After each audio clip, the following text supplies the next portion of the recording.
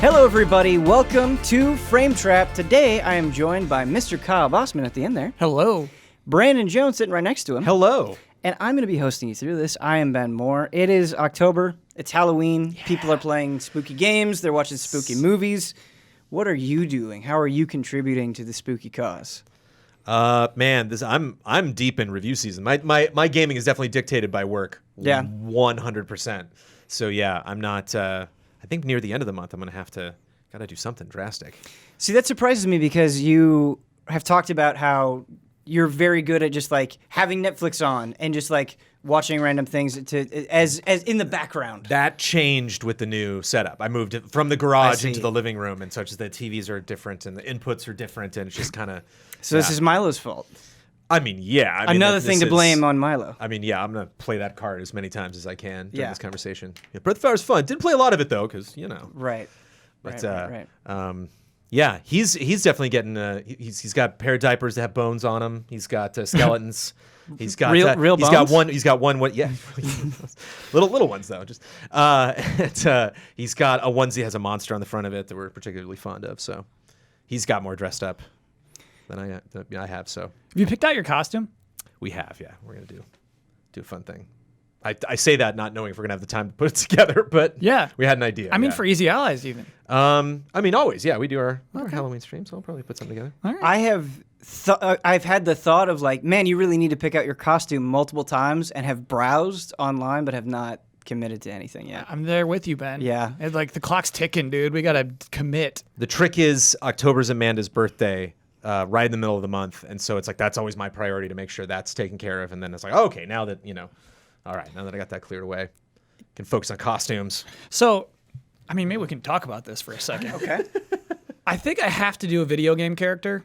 Why is that? I just think like I can't do another anime character. I think that like it can't always be anime. Too much anime? Yes. There are anime limits? Haven't you only done one? Yeah, well, I was James the year before, and James is more of an anime character than he is a video game character. Wow. Borderline for sure. And so I'm thinking, like, what video game character has made a statement in 2019? You know what I mean? Like, yeah. What kind of statement are you looking for? If I could hand pick one, it would be specifically Mansion Luigi. Oh, Guigi. No, just with the vacuum cleaner and everything. Luigi would be good. Kyle, Luigi made a statement this year, though. I don't think Mansion Luigi made a statement, but I think Luigi did. You know what I mean? Somebody who hit Twitter. That's what I mean by who made a statement. So you want to hit Twitter, is what you're saying? I want, you got to be the character who hit Twitter. I see. You could be a tweet about Guigi. Yes. That's your costume. You should be Ellie's girlfriend. Not bad. That's something. Right. That's something. See, I was thinking I feel like your love of Dragon Quest has exponentially grown recently, right? Mm-hmm. You could be a Dragon Quest character. I mean, I forgot his name, but the Italian. What's it? Obviously, the most fancy dresser in Dragon Quest XI for sure. Are you talking about Sylvando? Yeah. Sylvando has some cool costumes. Yeah. Sylvando is awesome. Yeah. And you're talking about making an impact, Hero and Smash. Yeah. As well. Yeah, he's made and an Dragon impact. Quest XI S, of course. Yeah. Yeah. Or just get some Kirby pajamas and we'll have a good time. You don't have to stress yourself out. You're right. Yeah, I'm stressed. Man, I'm stressed. I would totally go as Kirby. Not something I thought of before, but I like it. Is it like a black suit and just your head is Kirby? Just the face. Yeah. Is that how that costume works? I think of just like a big... You have multiples, so you can just take one off, put another one on. Like a pink beanbag, essentially. Oh, okay. Yeah. It's comfy, I don't know how you... Yeah. The Mega Man pajamas that I wore last year were pretty great. I think comfort is good. I would want to see you as if Kirby ate Ben more. What would Kirby look like? And then had the Ben power. He'd just turn into a corn cob, probably. I want to see that. Yeah. Give us corn cob. We'll see. Yeah. Setting expectations. No. Yeah. Don't. October, we were just talking about this before the show. My costume is not going to be like a wild and crazy thing. I think Kyle has had some really good costumes. I think Ian has had some really good costumes. Ian puts us to shame. It's not even fair. I'm going to be reviewing games and I'll buy something off of Amazon at some point. Yeah, sure. That's what's going to happen. Yeah. Speaking of games, though. But knowing how busy you are, even that purchase, I'm gonna be proud of you. Oh, If yeah. you can focus enough I'm gonna on that. I'm gonna and put make it thought happen into with it. enough time. Yeah. I'm gonna put thought into it. Tip my but hat. It's not gonna be anything crazy. This is a weird batch of games, and I feel like the tone for all of these is gonna be different. We were talking about it though already. We've already broached the subject. Kyle, talk to me about Dragon Quest XI's. You're playing Dragon Quest XI for the first time. Yes. You're playing the S version. Mm-hmm. And you just recently played through Dragon Quest VIII on 3DS. Yeah. My pen is not working. So tell me about everything. Take me on a journey. Okay. So, why I started Dragon Quest. This was... I have a pen if you need one too.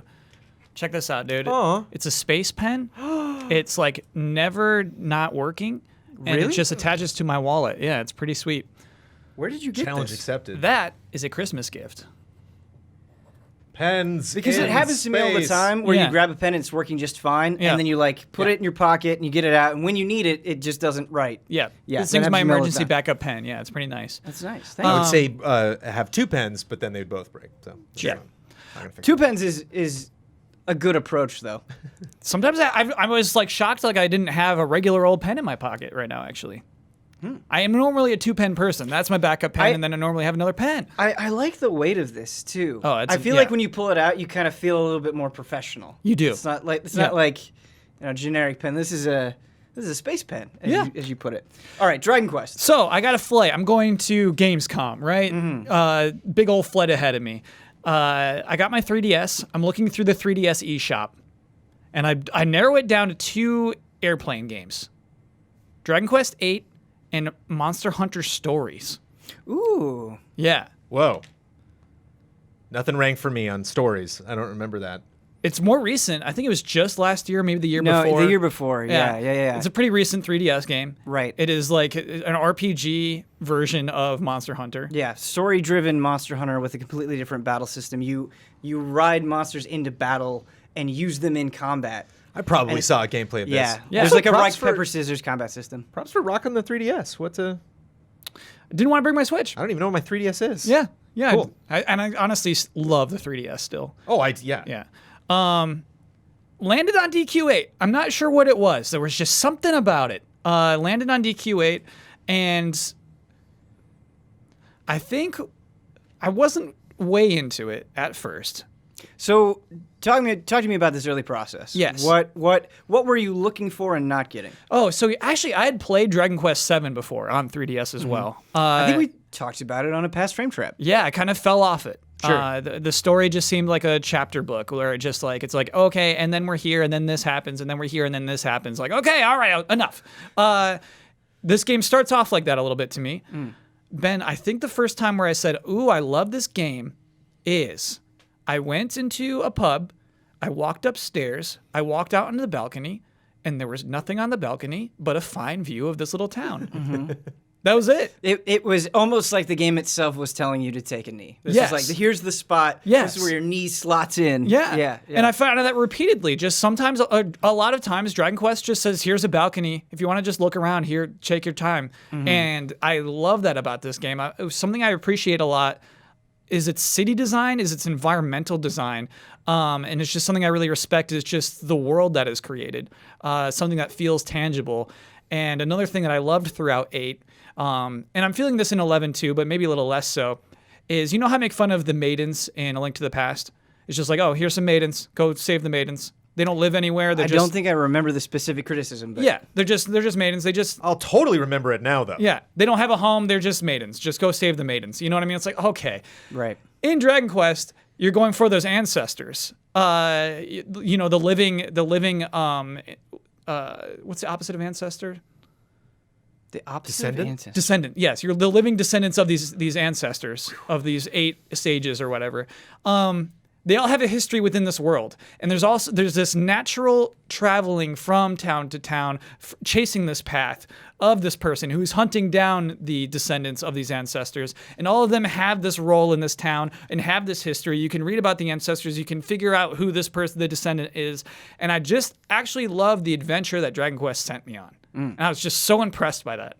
So with the satisfaction with the adventure, Yeah. was it mostly coming from the places? Were you getting that from the party itself and like major NPCs that you were talking to? Were you getting it from enemies at all? Were you getting it from story, or was it mostly a location? It's definitely location driven, right? You just Sure. feel progress going from this town, and this town is dramatically different from the last town you were in. Sure. But I love like I was describing it this way. There's just like, I think that audio logs are cheap, right? I think that just like a book in a shelf is cheap. But for the first time in my life, over the last year, I found myself reading the books in bookshelves in two different games. One is the Castlevania games, because half of it's lore and then half of it is a reward. Same with like Bloodstain. It's like sometimes you'll learn a move from a book. It's like, great, I'll read all the books now. Same with Dragon Quest, is that some of the books have recipes for really cool items you can craft, and then half of them are lore, but I'm reading all of them. I'm soaking in all of this lore because sometimes I'm rewarded for it. Getting that reward, did you find the process of actually like making the things, like getting the materials to make the stuff rewarding? How did you find that? How well implemented was that for you in Dragon Quest VIII? Very well implemented, and especially late game when usually in an RPG, an old RPG, and maybe even new ones, right before that final door, right before, okay, the game ends here, I go and look everything up. I'm like, okay, where do I get the best weapons? Where do I get the best armor? What do I need to do this and this and this? And that is such a fun thing to do in a Dragon Quest game. It's just assembling your best weapons, just finding these ingredients, putting that stuff together, doing the quests, and everything that you need to do to find the recipes to get all these things and just feel well equipped for the final battles. It's just fun. Yeah, I think something that's really satisfying about the Dragon Quest series as a whole is even outside of the crafting, there are a lot of times where you just go to a town and it's like, oh man, to upgrade, like this is gonna wipe out all of my cash. Or just like being like, oh, I don't have nearly enough cash for this, and working up to it. Just having that moment. Yes. Like it's a lot more satisfying when you have to put in the legwork a little bit, rather than just being like, every town I go to, I'm flush with cash and will just automatically upgrade, so I won't even really think about it. So the process, I guess, just feels a little bit more automated, I suppose. But how did you feel about the combat in Dragon Quest VIII? There's this weird thing where, shoot, I forget what it's called even, where you get riled up. Psych up, yeah. Psych up. Yeah. I hate it. Ignored it largely. What I really like about how flexible the game is, and I love it when a game lets me do this, I think a lot of games expect you to have a healer. And in that one, you can just go all offense you can let your hero be the healer. And that's what I did, and it makes my party like surprisingly effective. Just to have another person attacking on each turn, or every other turn, because he's healing on off turns, makes you so good. Makes your party look awesome. And so, yeah, I really love it for that. The game was developed for 4 party members, and that's it. The 3DS version has 2 extra party members who can join you as like semi-late game, who are pretty cool. So like it's meant to have just like one person who's very good at magic, one person who is this fast attacker. You know what I mean? They have like very specific roles. And so there's not like a ton of flexibility, but I really do like, I was not expecting this idea of, if you want this person to be good with this weapon, go for it. You can commit to that, and they will learn abilities that make them good with this weapon. I really like the way that system worked out in a way. It's really interesting because you play Dragon Quest VIII, which is very highly regarded, and it sounds like kind of the game where you're like, okay, I love Dragon Quest now. Yeah. It definitely gave you that sensation. And then you're going into Dragon Quest XI, which automatically, like no question. Right. It's like, I need more. Which other allies have played, and like there's pretty much universal love among us, and then it's also a very highly regarded game. So you're kind of, it's interesting because like you're playing these 2 pretty beloved games back to back. What was that experience like? Were you worried about burnout at all? Were you like, sometimes I think it's strange going into a game where you already are super aware of the conversation. Like you're, because I think it sets you up to where it's like, okay, everybody loves this, then I need to try to love it. Like you can just, I don't know. It's sometimes it can feel hard. You almost feel guilt, I guess, in a way where it's like, like if you're, it would be weird to come out and be like, okay, I'm playing like, I don't know, Super Mario Brothers or The Last of Us for the first time, and I don't like the story. I think if you're already aware and have heard the conversation a lot, it can feel a little bit weird. Does playing Dragon Quest VIII and Dragon Quest XI back to back, knowing the response that they have from us and from other people, feel weird at all? It doesn't. It's so weird. It's so like previously, yeah, you've praised it. Hubert insisted that I would love this game 1 year ago. He said, Kyle, please play Dragon Quest. I know you will love it. And I remember telling him, Dragon Quest 11 or 8 specifically? 11. Okay. And I said, Hubert, it just seems soft to me. Soft. Interesting. Yes. And to be honest, like sometimes the stories are a little sad, right? But it's a soft game. It's not digging hard into what humanity is about, right? It's not a hard-hitting game. It is soft. I'll tell you one thing. Okay, this is just this week. This is just last night. Okay. Thursday night, actually. Get home late from Easy Allies. You know what I mean? Finish up podcast stuff. Send Jones the podcast stuff. And I'm sitting in front of my television, and I'm like, oh, it's time to watch South Park. Actually, I just want to chill out. I chose Dragon Quest instead. Dragon Quest is more chill than sitting back and watching TV. Sure. It's soft, but it's just chill. Yeah. Right. And I just love being in there. I want to talk about this softness, Yeah. though, because, like, it's a hard thing to define, I think, because, like, soft as in, like, this doesn't have anything to say, or it just says it in a way that has no impact. Because I think those are two different things. So I think it's part of it's something I'm learning to appreciate about the fantasy genre, right? Because this is a cartoony looking game. And like it's about swords and shields clashing, right? And so it's just, you have to appreciate what is being said overtly, I guess, right? And it's just about heroes accomplishing great things through the power of friendship. You have to accept that. And like, that is, yeah, it's so weird. It's like sometimes greater things are said through fantasy, through, fairy tale fantasy even, in a way that like it's overt, but it's kind of special in that way. And that's what I'm trying to learn to appreciate through these things. It is to me still like fluffy. It's like a story that I wouldn't say like, man, it needs to be told, but I like it. I can get into it. I remember last year during our Game of the Year conversations, we talked about Sylvando and his story. And I have to be careful. How far are you in Dragon Quest XI? So I'm 30 hours in. Okay. I just got the freedom of my boat. Okay. I got like, I can go like anywhere with my boat right now. Okay. So I won't say anything explicitly, but I just want to, I think this soft comment is really interesting. So I just kind of want to go further with that. Where I feel like it kind of works both for and against Dragon Quest XI in a lot of ways, where sometimes because a lot of it is fluffy or soft, as you're saying, I think it can work to its advantage where like, oh, I actually didn't expect this tragedy to happen, or I didn't expect this topic to be broached. But because it's soft, like you're saying, when you think about it a little bit more, you're like, oh, they could have gone a lot farther there. Yeah. But do they need to? And so I feel kind of very complex emotions about it, where I'm surprised but not always like astonished, I guess. Yeah. Sure. I think one thing that I really like having, played, man, I'm getting to the point where I've almost played as many Dragon Quest games as Final Fantasy games. Yeah. Because there's a lot of Dragon Quest games, a lot of different franchises. But like, I think whereas I've definitely played Final Fantasy games, of the Dragon Quest games I've played that emotionally resonated way more than Dragon Quest did.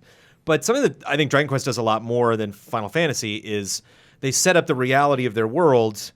They kind of set up that softness so they can surprise you in a lot of different crazy ways, and it won't feel like off. You won't be like, what? That joke with that slime kind of shattered my immersion. Like that, the town just burned down. I'm just kind of dealing with that right now. It's like they're always...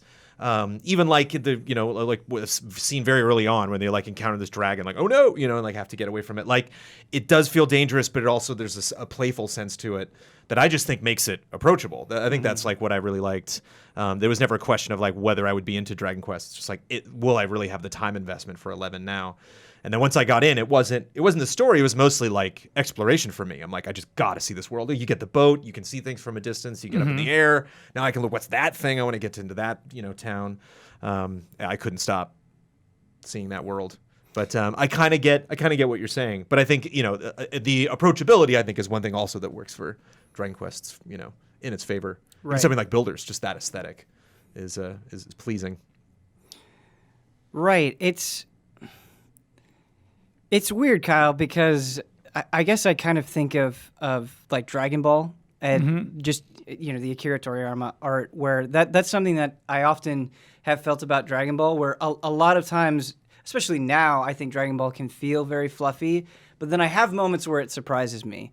And so it's both like comfortable, but not completely shallow. Do you think that's fair? Yeah. I wouldn't call it shallow. And that's why I stick with it. That's but it's it's hard for me when both 8 and 11, and this is not a huge spoiler, this is something you learn very early, and I think just might be a Dragon Quest thing, is like your character is a secret prince.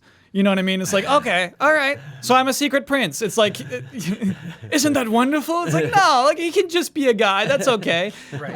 And so, that's what I mean by fluffy, is it's sometimes just some fairy tale stuff. But yeah, I wouldn't call it shallow at all. It embraces its own vibe in such a warm way that it just feels good to be a part of that world. Yeah, and you mentioned about like the Prince thing, and Dragon Quest XI specifically, like very overtly pays homage to Dragon Quest as a series in its storytelling, and so something like that, sometimes I wonder, just because like Dragon Quest has not been as much of part of the conversation in years past as it is now, and I wonder if Final Fantasy, which I think just culturally we're more familiar with, when it does those sorts of things that are kind of cliches of the series, if it would, I don't know, be as noticeable, I guess. Do you think that has something to do with it? Yeah, it's something that I don't roll my eyes at, right? When it's just like, you're a secret prince. I don't roll my eyes at it. I just accept that as part of the genre, basically. And so that is that. Yeah, I try not to like make a judgment about that, but it sets my frame of mind for what kind of story is going to be told here. Sure. Talking about it being comfortable, right? Yeah. Dragon Quest VIII, very long game. Dragon Quest XI, very long game. But I think you were talking about how much fun it was to just kind of go into it and how comfortable it was and the process of progression and all of that stuff. I actually think, like, even though it's comfortable and familiar and it's easy to understand and you're framing your mind in a certain way, I think there's a certain skill in making you want to do that for hours on end. Yes. In making you want to fight things over and over, and making you want to go to all these places. So what do you think Dragon Quest, and I guess specifically Dragon Quest XI, is doing well to make you want to keep doing that? Yeah, it does a number of beautiful, beautiful, beautiful things. Okay, so mini medals are one of my favorite things to collect in an RPG. Mini medals are secret collectibles you can find just by smashing a barrel, smashing a jar, or in a chest. Normally you have to go out of your way to find a mini medal. You are always rewarded for collecting mini medals. So they have a currency outside of themselves. It's not something you take to a store. There are items you can only get by trading in your mini medals, and you get a little progress sheet like punch cards. Stamps, yeah, at a cafe. Yeah, and so like collecting the stamps and seeing your progress toward new items. And like the last thing I got was a new costume for one character that is just so cool. It's his best costume. And so it's just like, it's really love collecting new costumes. It's just such a visual reward. They're always so different, so thought out. It's not just a different color scheme for that character. It's like, oh, this character looks cool now. There are doors you see early on. You can see treasure chests behind these doors. Some of these doors you can't see through at all. And later on, I'm going to get a key that will allow me to go in this door in this town. That is so fun. That's actually what I just did. I just got that key. I went out of my way. I left a story mission to go find the key. And so I did that. I got that key. I'm really excited they just let me do that. I was on a story path, and I was just like, okay, bye. And so just going back to old towns, just zooming around, going into these rooms, and then like there's things in this room. This room has a purpose within this town, and really cool items inside this place. I got a seed of skill and a cool recipe book. And so This idea of, I mean, it's just a very, very simple video game reward. Here's the thing. You see this now. Come back later. You'll get that thing. You know, that's just so simple.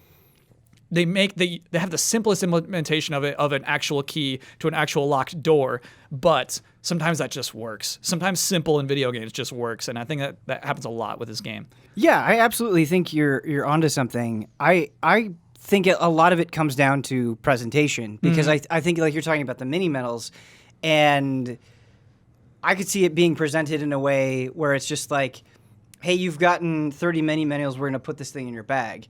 I wouldn't be nearly as excited about that. The fact that there is this book, the fact that you're getting stamps, the fact that there is a place where they honor the mini medals and they treat it with such importance. Yeah. That, I think, is like, it makes the whole thing a lot more exciting. Yes. As a result. And talking about the constant battles, I think just the personality of the enemies goes a long way. Even just the simple things like their death animations go a long way in making them fun to fight consistently over a long period of time. And it's super simple. Yeah. It's a super simple thing that they're doing, but that simplicity works to its benefit. Last night I paralyzed an enemy, and they had a custom I'm paralyzed animation, and I'm like, oh, probably all the enemies do, and it was very funny. You know what I mean? Like, highly characterized. It's just excellent. Yeah. Those surprises, again, it was the charming stuff like that. Like, you going into these towns and having these conversations, if I was playing even something like 9, like, I wouldn't expect as much from like a dude in a you know, sitting at a table in some, you know, like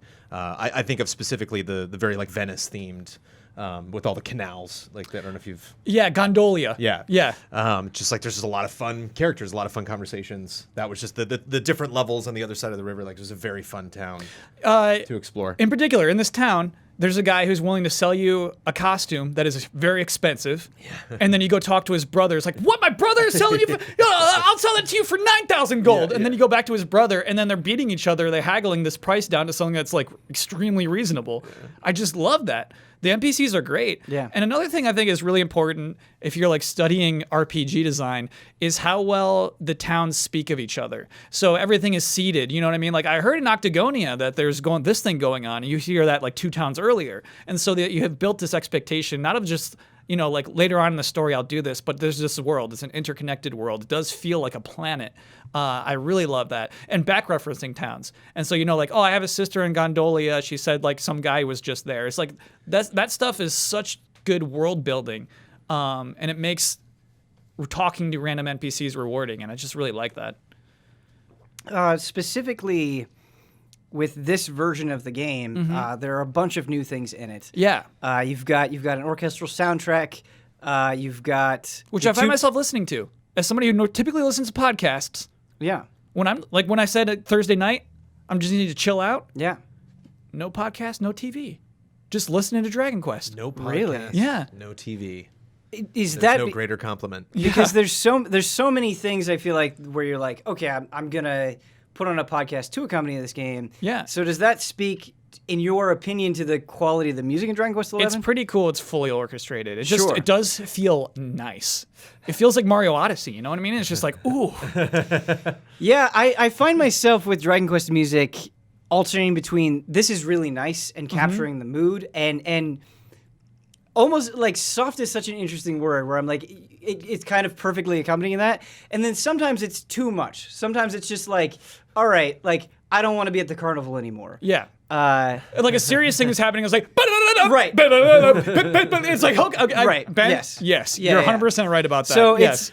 I bounce between really appreciating it and being like, let's turn that down. Yeah.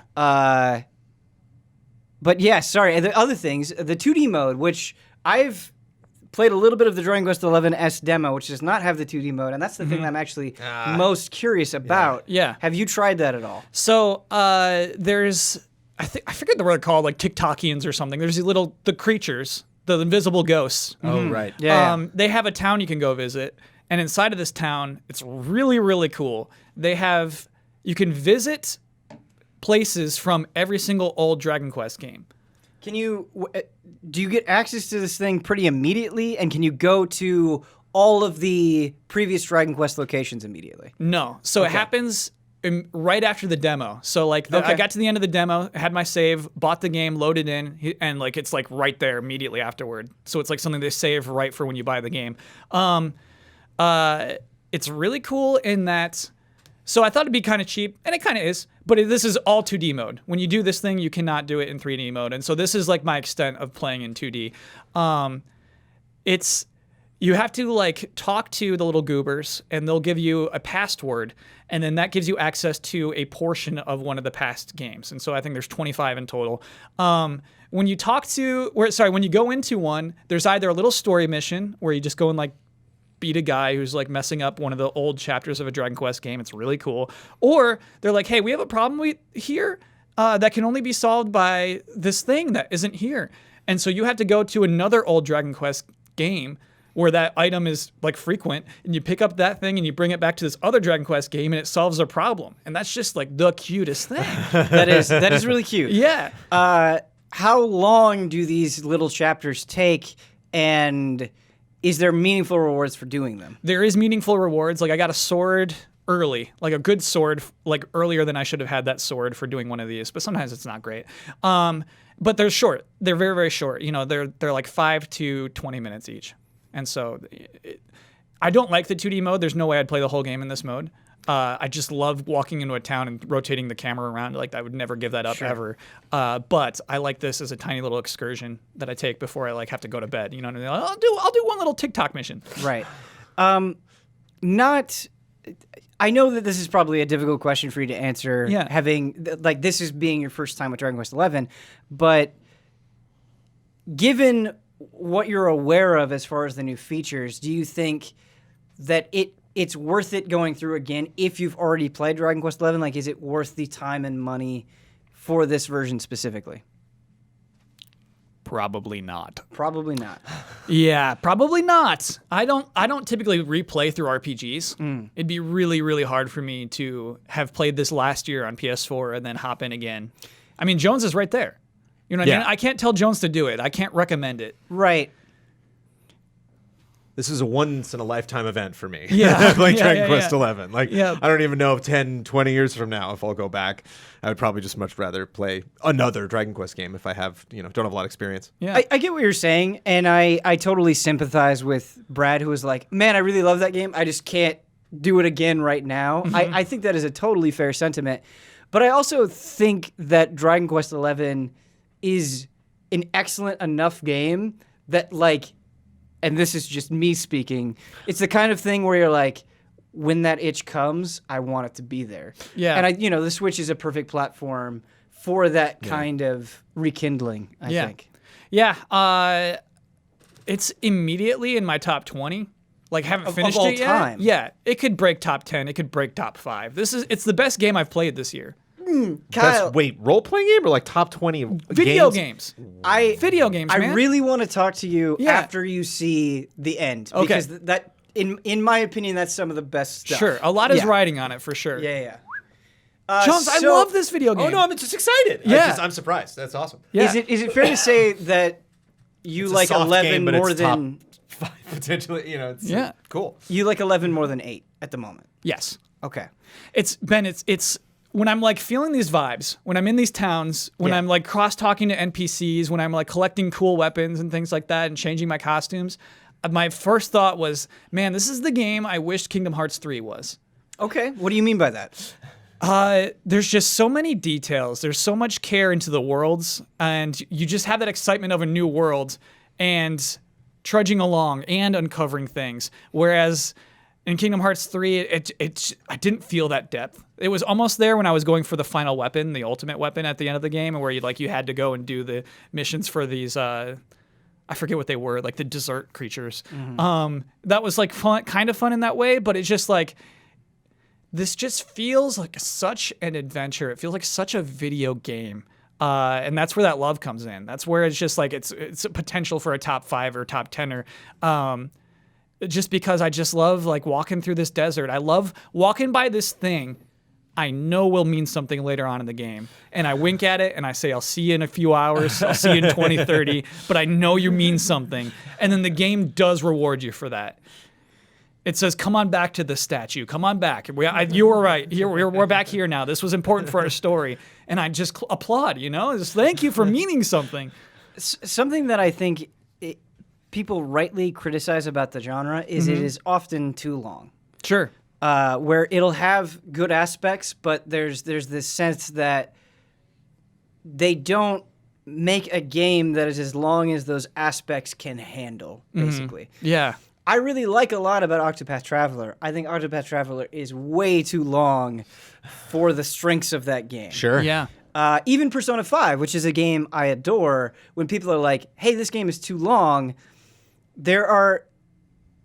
I liked it in spite of its 100 hours, but it's something where it's like, okay, I can see where you're coming from.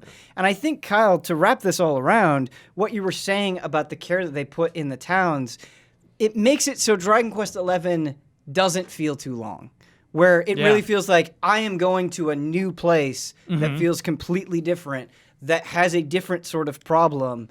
It goes a really, really, really long way, and I'm very excited for you to see the end of that game. Yeah. I was happy about the game's length while I was playing it. I was like, oh boy, I'm so glad that there's more. Again, like seeing the world and the size, like I can't, I'm not in a rush to get over there, but I can't wait until I do. That'll be fun. Yeah. It was so weird to get this freedom that I have right now. To be able to say peace out to a story mission, to go fight harder monsters to get that magic key is like so nice. Any RPG should do that. I love that.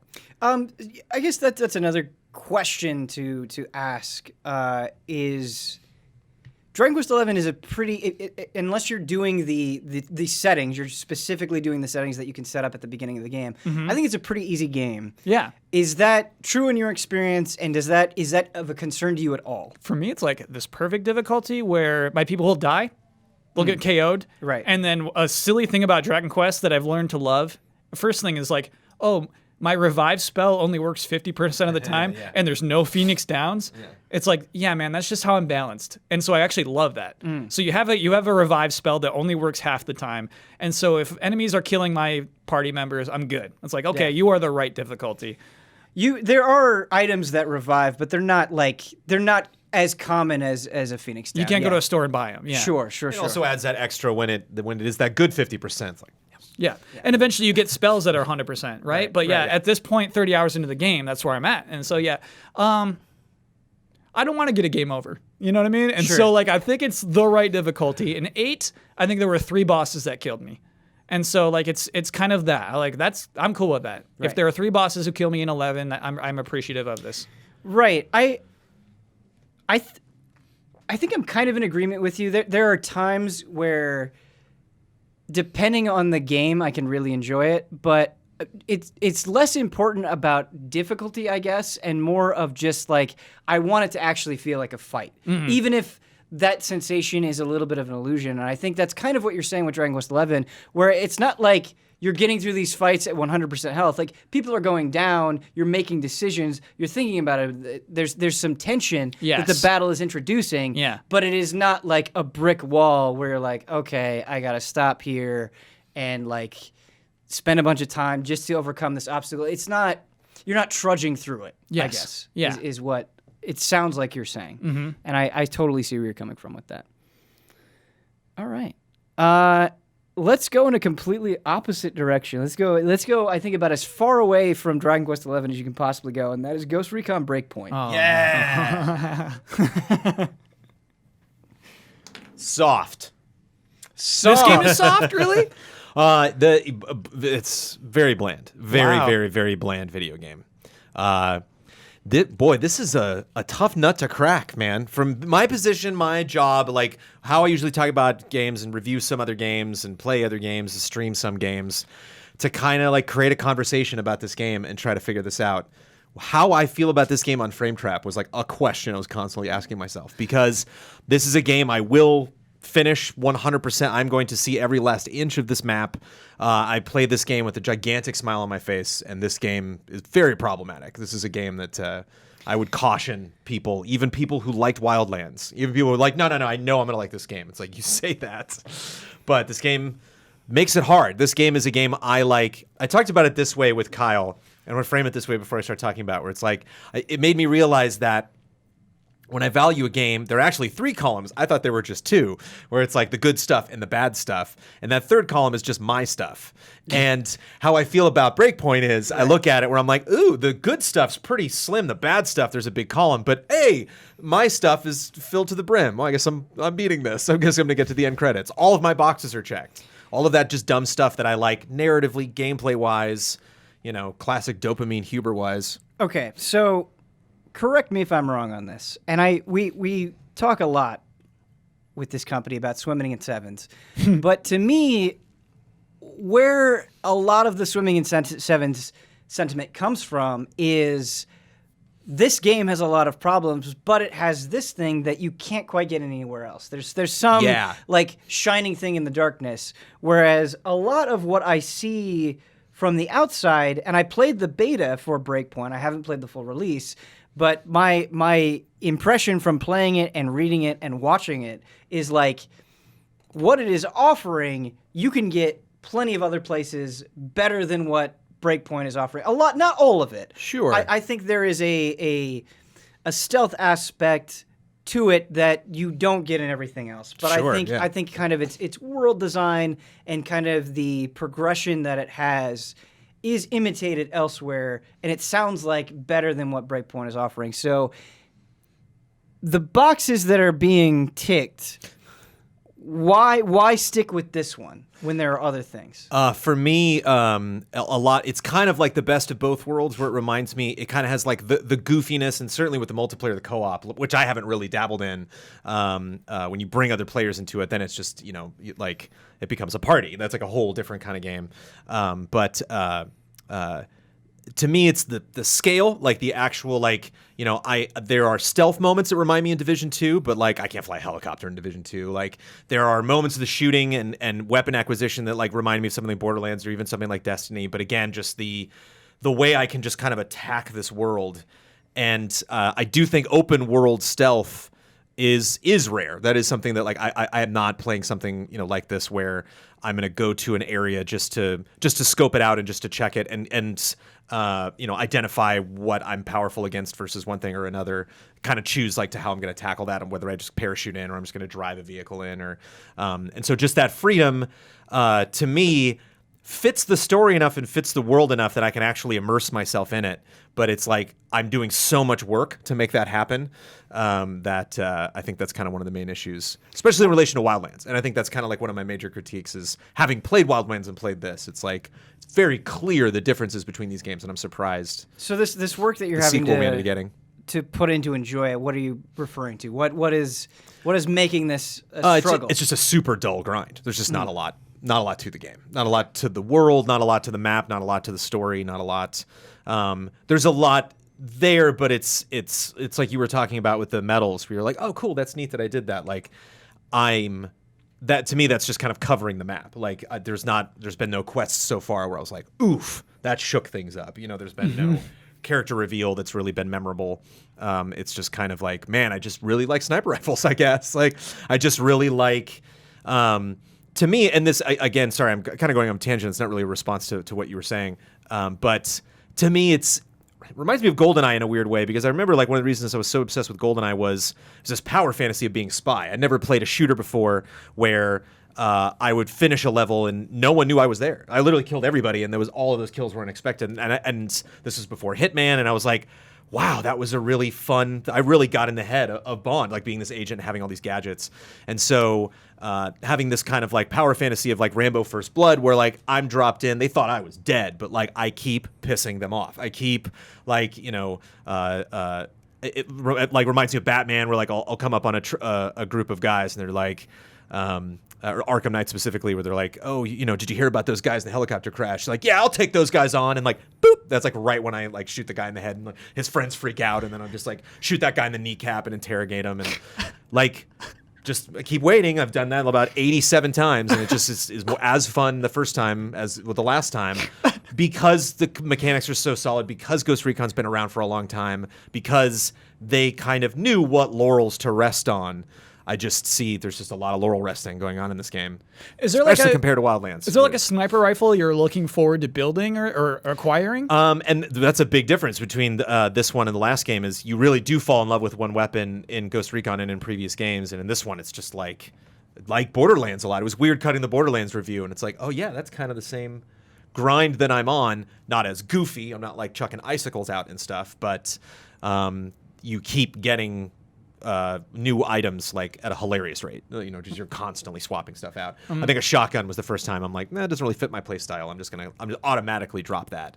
But like I've got a sniper rifle, headshotted a guy who dropped a sniper rifle that replaced the sniper rifle I shot him with, and then I'll get a new sniper rifle, 90 seconds later.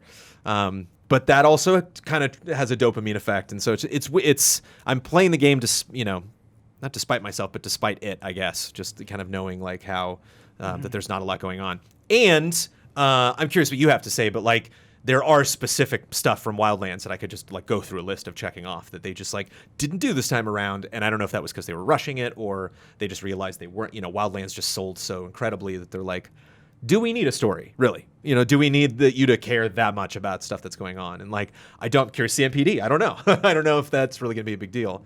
Because if you're playing co-op, that's all that matters. But like marketing was so heavy on the story. Is it really it was not heavy that on prevalent? him. It was heavy on, the villain. It was heavy on, that character. And he's in it, and he's super mad.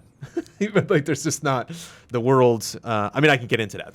Just how they structured it is so different from Wildlands.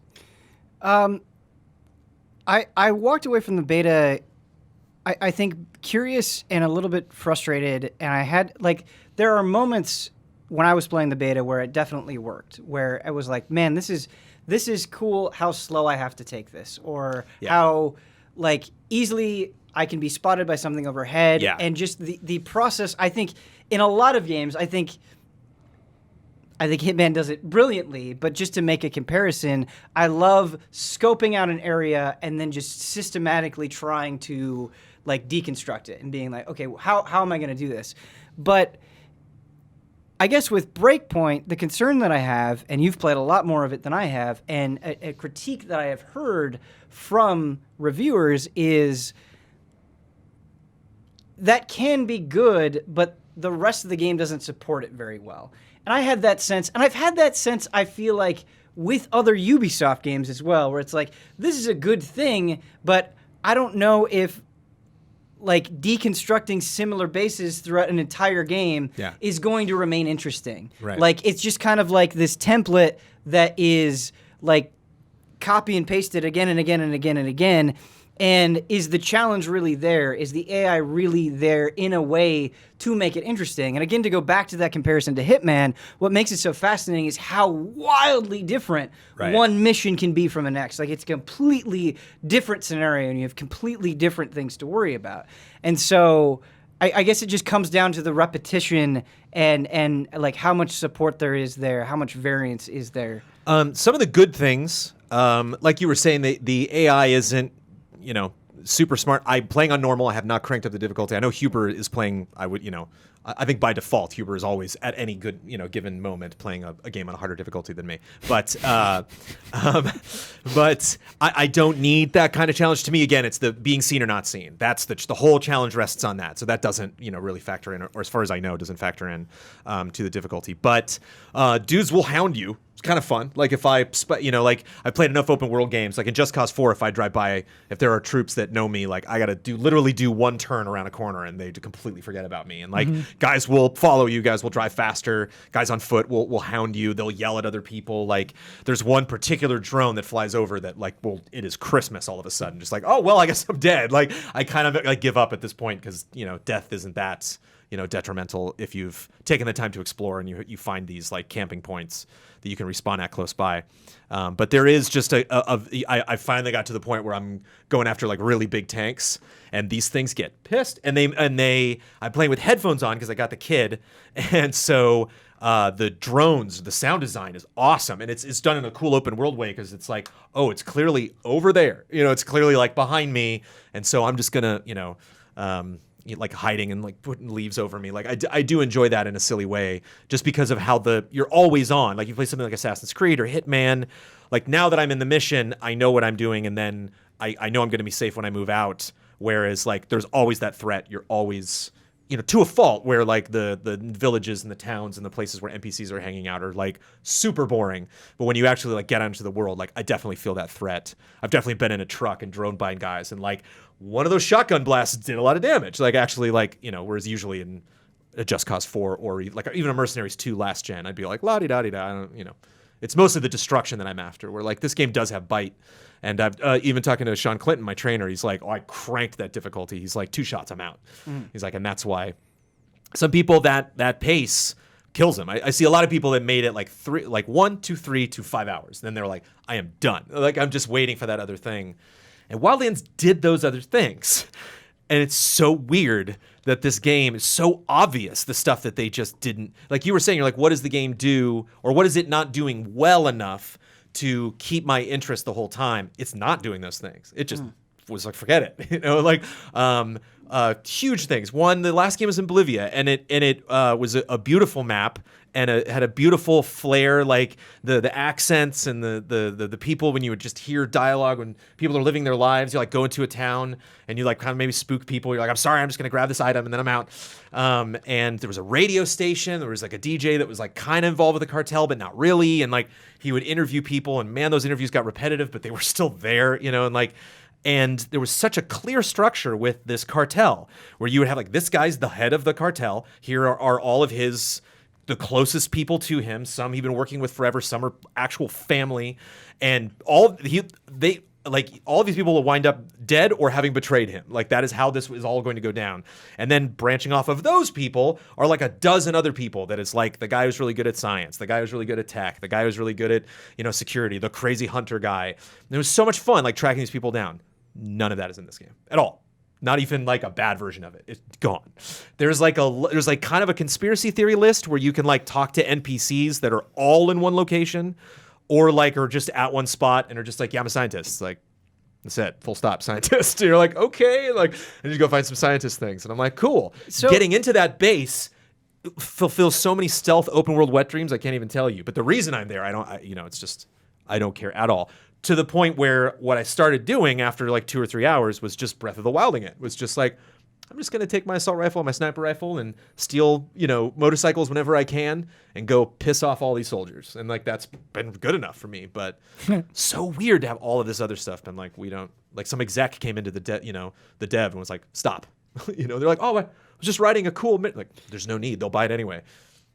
I mean, I feel like you and I have different things that we want out of a game, and I realize that like Ghost Recon Wildlands and Ghost Recon Breakpoint are hitting very particular spots for you. And I guess the thing that I'm confused by is that you liked Wildlands more, and when I think about the kinds of games that these are and how you approach them specifically, where it's like, this map is mine, and I think about kind of the methodical nature with which you need to approach these missions, with which you need to approach these bases, like, it would be hard to do that commitment in a game that I just straight up like less. You know what I mean? Yeah. Where it's like, how do you summon the same enthusiasm if it's very obvious to you, where it's like, this just isn't hitting me as well as the last one did? Yeah, I think it's just it's kind of like when I said resting on laurels. Like those laurels are sweet. Like this, the gameplay is great. I think I've talked to other people that said like, it's the AI you can definitely trick. Like there's stairwells, man, or just they're kryptonite. Like they just all run the same way up a stairwell and just pop, like one after the other. But I'm intentionally doing that. Like I've gotten to the point now where like, I don't need to kill everybody. I just need to get the thing I'm here for, and then I'm out. You know, so like I can definitely customize the play style. I can go after the big crazier drones and make a big boss battle out of it if I want, or I can just sneak by them and do what I'm here for. But it's why it's so fascinating to me, because it doesn't. I could see it in your eyes. You're like, this doesn't make sense, man. Why are you still playing it? No. And you're right. I don't know why. I don't know. It's weird. And I played Advanced Warfighter, but I don't think I played the sequel to it. And like, I certainly didn't play any previous Ghost Recons. I don't know why. It just really fits. Kind of like MGS5, where you're like, oof, what happened with this game? But like, that mission was fun. You know, it's like both of those narratives are happening at the same time. And they might surprise me. Like, there's one environment I just went to where I was like, here we go, finally some kind of interesting place. There was this like prefab Universal Studios city that he built to like train the soldiers. And so you see it from behind and it looks all cheap and a facade, and then you get into it and it's like, oh, this is kind of neat. And then just like, 30 minutes later, back to the trees. And so it's just not like, whereas there was so much flavor in Wildlands, and it's just like you go through the map and like, man, maybe I'll get, the interiors are pretty, like they're, and I don't care about this island at all. The island has no narrative. There's these people that are like, oh yeah, when Barenthal came up and started, shooting everybody, it was terrible. It's like, to who, why, what happened? What are your exports? What are you doing here? Like, they're like scientists that live out in the forest that are doing experiments, but like, it's a bummer because that island I think had so much potential. It was like their own. They built this thing from the ground up. So like you can have whatever cool narrative you're going on. But it bums me out where there's a volcano land, there's an ice land. It's like what? And even Just Cause 4, which I think, I don't know, I'd have to finish this to really be able to say like how the two of them stack up. But they were kind of disappointed for different reasons. But even Just Cause 4, I was starting a revolution. I could feel the people fighting with me. They would say my name when I'd go by, and I definitely was like a hero to these people. But in this, like, there's like a central hub, and I just stopped going there. I'm like, I just don't care about those NPCs.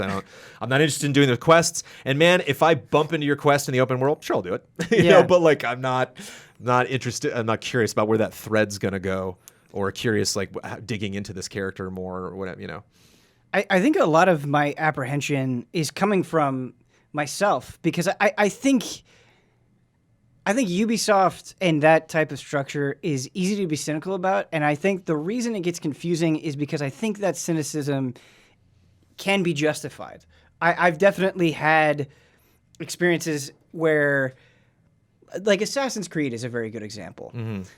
I really hate Assassin's Creed 3. And that was a hard game for me to hate, because I had enjoyed the Assassin's Creed 2 kind of family of games and Assassin's Creed 1 so much that really soured me on it. And I think when you have that experience, and Ubisoft can be very up and down like that, where you'll get really into something, and then these series, they're just coming out all the time. They're just iterating all the time.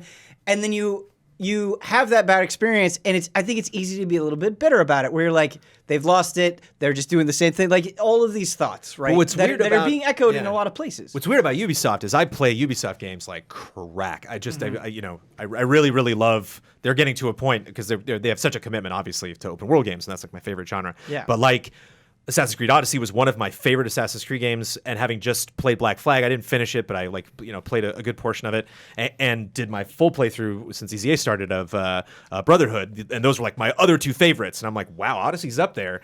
Did not play Watch Dogs 1 or 2, cannot wait for Legion. Like, that looks so great, and Beyond Good and Evil 2 looks amazing. Really looks like it's really going to prove kind of what the next gen can do, but weird. They kind of look at Ghost Recon like, what's going on, man? Like, why? What? Well, what do you? Where do you want to be? What do you want to do? Are you gonna? Is this like a sophomore slump before next gen? Like, or did you just realize really like what are they doing? What are people saying the experiences they enjoyed most in Wildlands, and were we just wasting time doing all of that other stuff? Right, and I speaking again to that up and down nature of it, like, these games are not like 6-hour games. When you're feeling up and down, and they're coming out all the time, you're like. Yeah. Are we going to do this rodeo again? Are we going to do this? Oh, we're going to clear all these outposts again? And so, again, that's where I'm coming from when I think that cynicism is justified. And it's interesting because Assassin's Creed Origins, it was a weird experience for me, where I was like, this game is doing some cool things, but there's enough in here that I don't like. And Odyssey is very similar in a lot of ways, and there are things I don't like about Odyssey, but that game, even though I have not finished it, has restored a lot of my faith in Assassin's Creed. They're doing a lot of things that I really like a lot. And so it's hard to know how to feel. Where like Watch Dogs 1, there are things that I like about that game, but it just didn't like make my heart sing. But Watch Dogs 2 seems a lot better. And so it's this up and down, and it's hard to know how to feel. And that's where I'm coming from with Breakpoint, because I definitely felt very cynical about Wildlands, but I was playing it not all that long ago. and I was like, this is kind of fun. Maybe that cynicism wasn't justified. Sure. And then I was playing the beta, and there were moments where the stealth was working, and kind of that deconstructing I thought was really, really cool. But like everything that was happening with the story felt super flat. And there was a time where I just completely fell through the world, and I was like, this seems weird.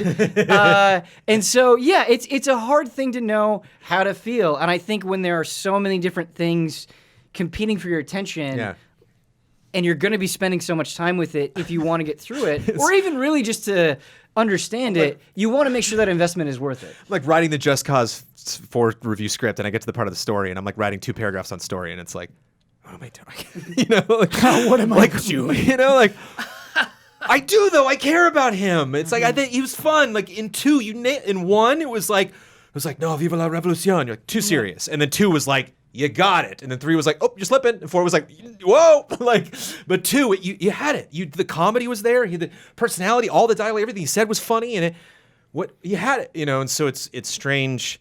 Yeah, it's weird. GTA 5, like, I liked the characters, but there were only really a few. I was surprised by how the you know, how widespread, and it's the text and everything, I think, really fascinated me with like the messaging and swapping characters and stuff. You know, when you have something, it's almost like with open world games, you can have like one building of working on gameplay and one building doing the story, or knock that other building down. You don't even need it. They really, can sometimes completely feel independent. Horizon, another game where it's just like, wow, my brain really is thinking about gameplay on one end and story on the other. And it just really feels. And I know, just to save you from comments, like, I know a lot of people would be like, what are you talking about? There's this whole conspiracy thing. Like, what's interesting is the narrative asks questions. So you'll finish a cutscene and like a new question pops up that they're like, hey, who hired that guy? And you're like, oh, I don't know that. Yeah, interesting. And then, but again, I've never gone hunting for those. I'll just be like taking a base, like I like to do in whatever order, and then I'll find a clue. Oh, that answered that? Okay, cool. Right. But there's so many options, to customize. There's a store I haven't even like spent money on. Like the currency I get in this game, I haven't spent money because I just get new stuff. And I'm like, oh, that's fun. Like that'll do it. But like, there's a lot of variety. There's a lot of threads that do connect things. It just is set up in a way that is not satisfying for me at all, to a point where I engaged in it at Wildlands and am not even bothering. I'm just kind of letting it happen. Yeah. Talking to Huber, who is playing the game for review, one of his biggest complaints, and one of the biggest complaints that I've seen online, is how out of place the gear system seems, which was not something in Wildlands. Yeah. That seems people don't think it is adding anything to Breakpoint. The numbers, the score, it feels like a tacked on thing. Would you agree with that sentiment? Yeah, what it does for me, it's not a recommendation I would make for the series or something I think was like a resounding success. It just, there's 5 or 6 boxes in each base, and you go pick them up and gear pops out and it's better than the gear you have. And that makes me feel good. So it's dumb. It's like, even just that little green +1, like, ooh, new sniper rifle. Like, it's enough to keep me going. It's enough of a carrot to keep me dragging on. But it's not like you really found the thing that's really going to make, Ghost Recon successful. I'm curious how that works. I have absolutely no frame of reference how that works in a co-op setting, how that works if you're playing with 3 other people. Like, are you all getting cool stuff? I haven't really committed enough to one specific type of weapon to make that much of a difference. Some assault rifles don't have suppressors on them. That's one thing I'll be like, oh, that's a no-no. I definitely want a stealth. But outside of that, it's like, this SMG versus that one is not. Is Breakpoint a game that you would recommend in a general sense? Hell no. I would have to have a long conversation with someone before I would be like, answer these questions. Right. And then I will determine if you Show me your 3 columns. Are you playing it with because other I see a people? lot of people online that are like, I loved Wildlands. What the hell is going on? Mm-hmm. And I'm like, I played Wildlands. I know exactly what the hell's going on. I'm still going to play this though, because it's just,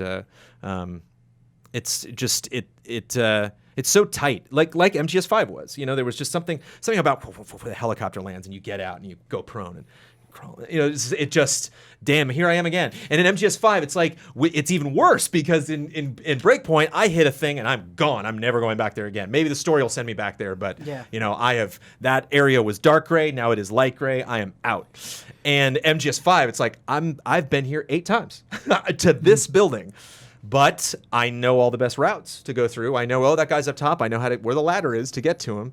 So there was kind of a bizarre satisfaction of being like, look, here I come, and I've been here more times than you have, probably. Jones, I think Random AI enemy. I think more than anything else, this Ghost Recon Breakpoint conversation has just made me want to replay Metal Gear Solid 5 because of how good the open world stealth is in that game. Speaking and of how open many world options stealth, you it's have. like what happened to Kojima, man? He used to be making those. It's like I want an open world, like an open world, There's like going to be open like world stealth mysterious in- game, yeah. something where it's like weird science Yeah. with military summit. Throw some babies in there. Be fun if you made one of those. Yeah. Maybe be excited for that. See, that's the thing. It's just like if someone's like, should I play? Death Stranding comes out in like a month. Should I play Breakpoint? No. No. Skip. Guess what? I will not be playing when Death Stranding comes out if I haven't finished it yet. See you in 2020, Breakpoint. Death Stranding. This is probably not the place for it, but I have the ultimate it's like very looming. last It's thing. looming over everything. I have the ultimate very last thing to say about Ghost Recon Breakpoint, Sure, and I'll direct it The solely ultimate thing. at Kyle Bossman. Yes. Something I really appreciate for this game that I think of a lot, especially in RPG, especially in the Elder Scrolls 6. I'm calling you out. I want you to do stuff like this with your lock system, because I hate when I go into like some rich guy's house that just bought this chest and it's a certain type of lock, and then I go into some vampire tomb and it's the 600-year-old chest and like exact same lock. It's like, oh, come on, at least have a couple. But there are these chests that you go and find, and they are the carrot that is dragging me through this game. And depending where you are in the world, they look a little different. Or like I was in the north part, and that was where they were all talking about hidden treasure, and they were like very like old piratey. And then I'll go into like a lab, and they're like all super Resident Evil looking with Umbrella style, and yeah. I like that. That's good Just a nice stuff. you open it up, and what's in it is different. Might be Yeah. like bones or like like some sci-fi tech and stuff. You know what? That's good. Yeah, they went above and beyond in that one avenue, and that gameplay is it's good. You get in those cars, everything's got 4 doors. You just hop in, everybody. Kyle, you said the forbidden word very It's early always on. me. Yeah.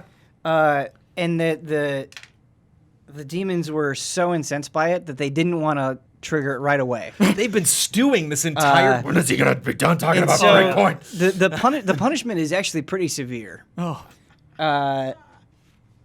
And the word was soft. Oh. The word was And I soft. said that word so many times. Yeah. And they just got more incensed every time. Of course. Yep. In fact, one of you, and you'll have to decide between the two of you when we play this game, will have to leave. What we're going to do is it's going to be a competition between the two of you. And you both are Marvel fans, and you're both Marvel Ultimate Alliance 3 fans. Turns out Marvel Ultimate Alliance 3 has a big roster. I'm going to see how many characters in that roster you can individually remember off the top of your head. damn it. Whoever gets the higher number Oh, okay. wins. Oh, okay. I'm All right. so toast. I'm so toast. Oh, good. All right. Oh, Yeah. good. Oh, yeah. I'm So- gonna win. All right. All right, So I'll go out first. You I'll go out first. All Yeah, right. yeah. Don't listen through the walls. Oh, okay. All right, Brandon Jones. I've actually printed out the full Yeah. player. This is including the somewhat recent DLC, I believe, Okay. as well. Well, let's just check that off while we're. Okay. let's start you, there. You get started. I will go until you can go no more. Okay. That would be Morbius, Correct. Blade. Yes. Give me a second to mark these off. Sure. They're in alphabetical order. Okay. The Punisher. Yes. And who's the 5th? Or it might just be 4. Then my boy Cyclops was added at the end of August, Yes. along with Colossus. Yes. And as long as we're speaking about the X-Men, you have Storm, Magneto, Yep. Psylocke, Nightcrawler, Jones, you're doing amazing. Wolverine, of course. It's on the cover. I think that's it for X-Men. Let's switch the Avengers. We got all the classic people, Captain America. You're doing a very good approach on this. Like just taking one category. I one feel like I'm team. absolutely taking forever. I'm sorry. No, you're fine. My boy Hawkeye. Gotta your love boy Hawkeye. Yeah. The AoE is so good. Black Widow, Hulk.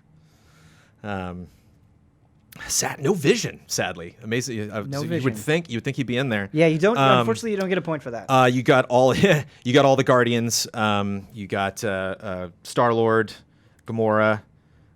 You got Groot and Rocket together. Drax, Nebula.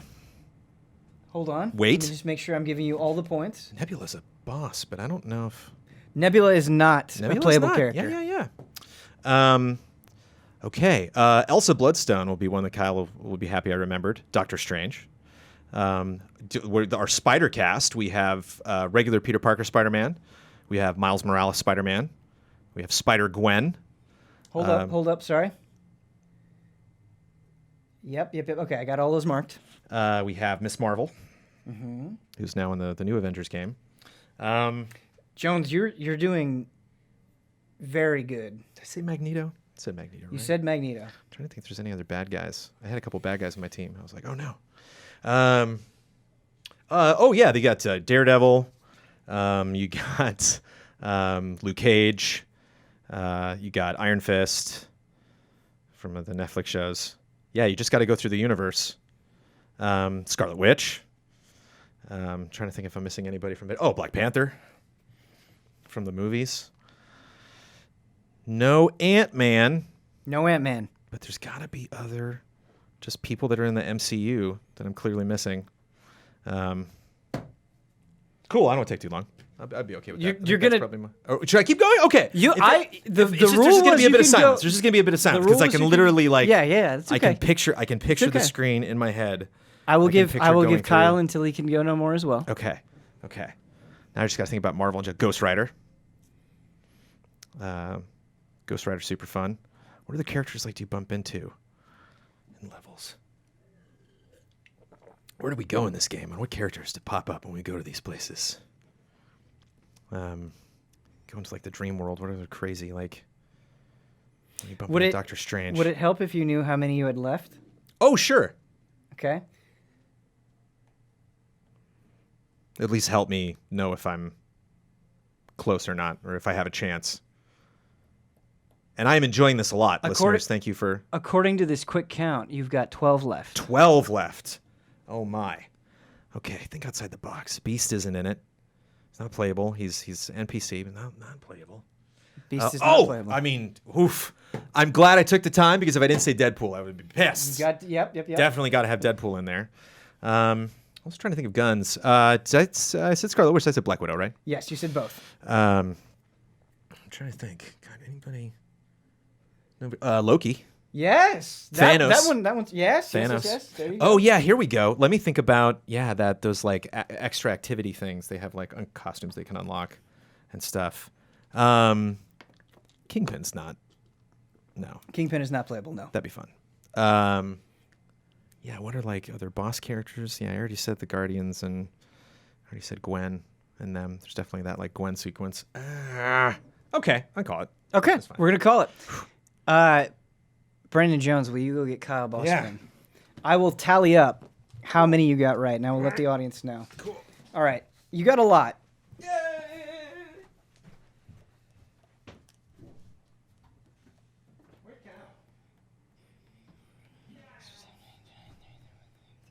Brandon Jones got 33 of them. Kyle, I don't envy the position that you're in. Did Jones get 100? Brandon Jones did not get 100%. Okay. But he got 33 characters. Okay. Now, I gave him pretty much unlimited time. It was his decision to call it. All so right. I will give you a long time as well. Right. Jones cannot help you at all. All right. You're competing with 33. All right. I will stare at the wall the entire time. Here's what I want to say is I downloaded this DLC last weekend. Yeah. Played with a friend. Yeah. There's no story stuff. That sucks. Yeah, I thought there'd be like a cool story mission. cool Blade story. It like says like in the menu, it says like new expansion or something. Yeah, so the expansion is free to everybody. It's the Gauntlet mode, but then if you play through the Gauntlet mode all the way, you unlock characters, and then if you don't pay the $20, you wouldn't get those characters. It is absurd. It is such a bummer.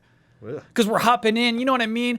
What it takes to like coordinate with a buddy to play online and like even Nintendo and you're like logging in, you're like, okay, let's do this. It's like, where is it? It was such a bummer. Okay, but I'm ready to go. Bad DLC, can't recommend.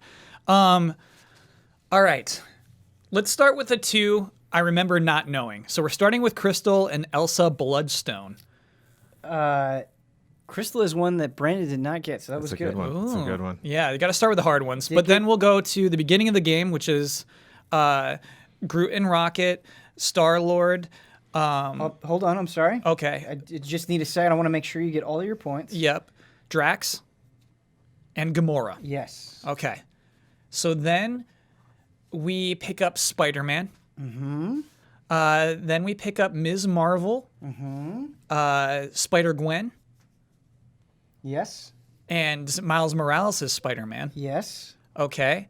Then we get a whole bunch. So let's do the Avengers. Let's do. Oh, you're see. Oh man, it's interesting the different approaches because you're just going through how when you acquire them in the game. Yeah. Let's do Captain America. Let's do Thor, Hulk, Iron Man. I think Scarlet Witch is around at that point. Crystal's there too. We already have Crystal. Hawkeye's later, but I just remembered him. He's an Avenger. Let's count him. Wasp is way later, but she's an Avenger too. Let's count her. Okay. Let's do... I've lost the order of the game. Let's do some X-Men. Okay. So we got Nightcrawler. We have Psylocke. Those are the two you get at the same time. We have Cyclops. And we have Colossus. We have Magneto. We have Loki. We have, spoilers, Thanos. Okay, Kyle. Okay. We have Black Panther. We have Storm. She's later. She's an X-Men, but we have Storm. We have Doctor Strange. We have Ghost Rider. That's also the Elsa part. Okay. Let's do the DLC characters. We have Blade. We have Morbius. We have Moon Knight. We have the Punisher. Okay, baby. Here's where I'm stalling out. Here's where I'm finally hitting. Kyle, you're really putting up a fight. Here's where I'm hitting a If you roadblock can- here. If you can punch through, I Okay. think you got a real shot at this. Oh, New York. So we have Luke Cage. Who's actually way earlier. We have Daredevil. We have Elektra. Ooh, who else is from New York? Okay. That was a good step. Forward. Venom. I forgot about Venom. You have Venom in the party. Okay. All right. Who else is in this game? Who else is there? This is an emotional journey. What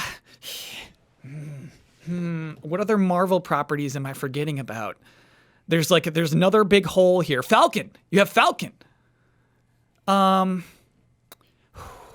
big hole. I hate her, but she's there. Black Widow. Black Widow is a character in this video game. I want to ask why you hate Black Widow, but I keep the train of thought going. She's not a superhero, man. She's great as a character. She's not a superhero, and she's represented as one all the time. It's not right. She can't put up a fight against these characters, you know? Okay. Who else? Captain Marvel. You're getting quite a few that Brandon missed. Yeah, You missed Captain Marvel? I did. I missed fucking Thor. Oh, Jones. Okay. And so I'm thinking so now, Jones, I'm at the sphere grids. I'm at the challenges. Do you do these? That was my last vestige of You just hope. made me think of Final Fantasy X. That's when I got the Thanos and Loki. Right. I'm just trying to think of who to unlock there. Or what costumes. Yeah. I just eyeballing it. Yeah. I am not sure who won. I might be tapped. Give me 5 more seconds. I'll give you 20 more seconds. Okay. Take as much time as you need. I gave Brandon as much time as he need. He tapped out himself. Uh-huh. I'm proud of you, Kyle. Venom was a good pull. Did you say Thanos? Venom. Venom was a good call. Oh. It's easy to forget Venom.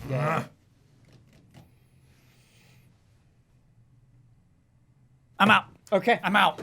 All right. So I'm gonna do the ones Brandon missed first. Okay. Actually, hold on. Let me tally up Sure. Kyle's points, and then we'll go over who missed what. Yeah. Hopefully, I got all this right. Trying my best here. All right. By the way, for those at home, this game is not a good video game. Aww. It's just so fun. There's so many characters though. Yes. That's pretty rare. Yeah. And you know what? It's kind of, you either get like a ton of characters for like a crappy mobile game, or you get few characters for a big Crystal Dynamics, All right. Avengers game. This is like right in the middle. You know, it's like enough game and enough characters to just like. I was like, oh, you only have 4 abilities? Then I was like, of course you only have 4 abilities with a cast this big. Of course. fair. It's fair. Makes sense. Yep. So in that sense, it's neat. It's neat getting a character and knowing like a little more than a Lego game. Like it can just do a little bit more. Yeah. It's a little more realistic, a little more. And I like with Cap, I like that the elemental stuff. So like sometimes the shield will light on fire, sometimes it'll turn into ice, sometimes it'll get electric. Oh, because the ISO 8 stuff. Just Right. when you do combos with other characters. So Gotcha. Storm will like lightning it up. I have double checked the counts on both, and we definitely have a clear winner. But before we get to the winner, Brandon, I am going to let you know the ones that you missed. So Captain Marvel, Yeah, just on the cover right behind Wolverine. Crystal. Wolverine, I didn't get, dude. Yeah, you did. Yeah, there's a couple big ones. Yeah. So Brandon, you didn't get Captain Marvel, Crystal, Elektra, Yeah. Falcon, Iron Man. That was Oh, Jones. What a game! No. What a stupid game. Thor, Venom, Wasp. Yeah, I said there was no Ant-Man, but I forgot Wasp was in it. Yeah. All right, Ant-Man has got a great role in the game. There's a Kyle. lot of it. Beast is in it, and he's not a playable character. Yeah. If everything is correct, you did not get Deadpool. Oh, yeah, dude. Iron Fist. It's the other New York guy. Yeah. Oh. So your approaches were completely different. So Kyle, you went by Yeah. the order they went through the game. Brandon just went by like team. Oh, So nice. it was like, yeah. okay, Avengers and then X-Men Yeah. and then all that. Yeah. Yeah. Iron Fist. Mm-hmm. You did really, really good. It's Wolverine. Yeah. Wolverine. Kyle, you won. Wow. I don't. 39 to 33. Jonesy. I do. It's only one, but I don't remember you saying Star-Lord. Did you say Star-Lord? Yeah, because we did. Okay. We went through the Remember 4. you going through the Guardians? Yeah. And just Yeah, when they yeah, were yeah, done, yeah. I was like, Yeah, you both had that Yeah. moment where you went through all the Guardians. Yeah. Well done. Yeah, Yeah. you did really, really good. I think Well that the done. order of the game helped you. There were just a couple of moments where you like started with an X-Men and then you didn't do the whole team, and so like you missed Wolverine. But Because I was going through story. Wolverine Iron comes Man way is early so on in the funny. story, is what sucks. God, Yeah. that's funny. But Deadpool is in the X-Men chapter. Man. Oh, I have to say I'm pretty impressed with both of you. Yay! nice. This was a hard game. We did this for Mortal Kombat, but this is a lot more characters than Yeah. that. Kyle, you won. You will be the one to rebuke the demons Yes. and their hatred of soft. Yeah. So think about how you'd like to get us out of the frame trap realm. Before we do that, though, we're going to shout out some lovely sponsors. Our first sponsor is Greg, the Dark Knight Kettering. Thank you, Greg. Thanks, Greg. Next, we have Zoteg. Do you play Final Fantasy XIV? Are you on the Crystal Data Center? Search at Zoteg, that is XOTIG, on Twitter for a link to an EZA Crystal Discord server. I don't know why I couldn't say server there. Thank you, Zoteg. Next, we have Accounts Payable, who would like to give us a free shout-out. Anybody like to shout anything out? Yeah. This is weird. I was thinking about doing this on the Easy Allies podcast. This is a way better opportunity. I'm sorry, Jones. It looked like you wanted one too. Oh no, I want to hear what you have to say more than mine. Crash Team Racing Cool. has some cool free levels. And so like once a month, I'll go back into the game. They're like, hey, you want to grind for points? I'm like, no. I'm cool just playing the nice new free track. They have a Halloween, really cool themed, scary, spooky track that just came out. It's a well-designed track. I really dig it. And then that's just a free thing. Shout out. Shout out. Do you ever play online? No. Okay. No. I just take my free track. I do time trials even. I'm not even racing. I'm just like looking around. Just taking it in. Taking a knee in your kart racing game. I like it. Yeah. Thank you, Accounts Payable. Next, we have Gift of Heaven, which is a rad and righteous RPG created by O.M. Hulkstelter for your 3DS. 3DS shout out. Yeah. In this apocalyptic fable, World Emperor Machiavelli. Yes, Mako Vis finds himself powerless to conquer the evil inherent in Empire itself. In his unrelenting quest for utopia, he conspires with the last archaic vampire to combine Earth with heaven in an unholy alchemy intended to end the world as we know it. At the same time, the dread wizard Killboz seeks to destroy all life by summoning the Black Hole Sun. Won't you come? One way or another, the end is coming. And so is Gift of Heaven when you download the prologue for free by searching the 3DS eShop for the RPG Maker player and searching on the RPG Maker player for the nickname OM Hawk. Check out the Gift of Heaven YouTube channel to watch the prologue launch trailer, a weird promotional short film, and a spooky Act 1 trailer. And let me know what you think in my thread on the Easy Allies forums. Aww. Thank you, Gift of Heaven and OM Hawk, for that. Next, we have Daventry Vaporworks. Thank you, Daventry Vaporworks. But we're not done. It's our mega sponsor time! ViewSonic. Ever wonder what a gaming monitor from Tron might look like? How about the most Star Trek monitor ever? The new XG27 series from ViewSonic Elite has finally dropped and looks fantastic. Featuring innovative nano IPS technology, a 1 millisecond response time, and 165 Hz refresh rate, your monitor of the future has finally arrived. Visit viewsonic.com/elite to learn more, and for giveaways and updates, follow @ViewSonic Gaming on Instagram and Twitter. Kyle, it's back to you. You know what? That's good radio copy. I want to know what the most Star Trek ever monitor looks like. Do you? Yeah. All right. And in fact, I think if they showed us, it'd be like, oh, okay. You know what I mean? It's but funny like, that's a very Star hearing Trek it- looking monitor. Yeah. Okay. They got you. So, Johns, I actually need your help on this. Excellent. Unfortunately, I get to be Cyclops. Okay. So you have to be Colossus. Okay. I need you to do the Great. and then I will do Optic Blast. Great. Okay. There's a lot going on here. Yes.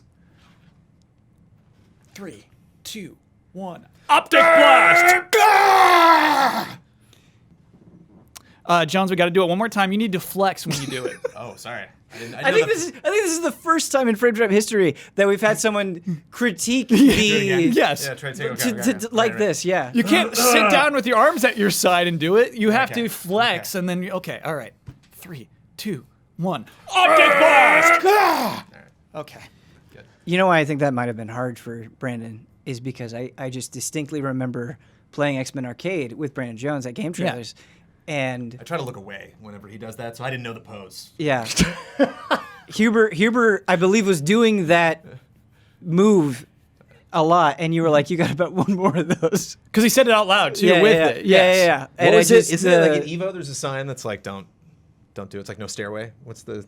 I saw a sign somewhere at some convention that like had a picture of him, and it's like, don't.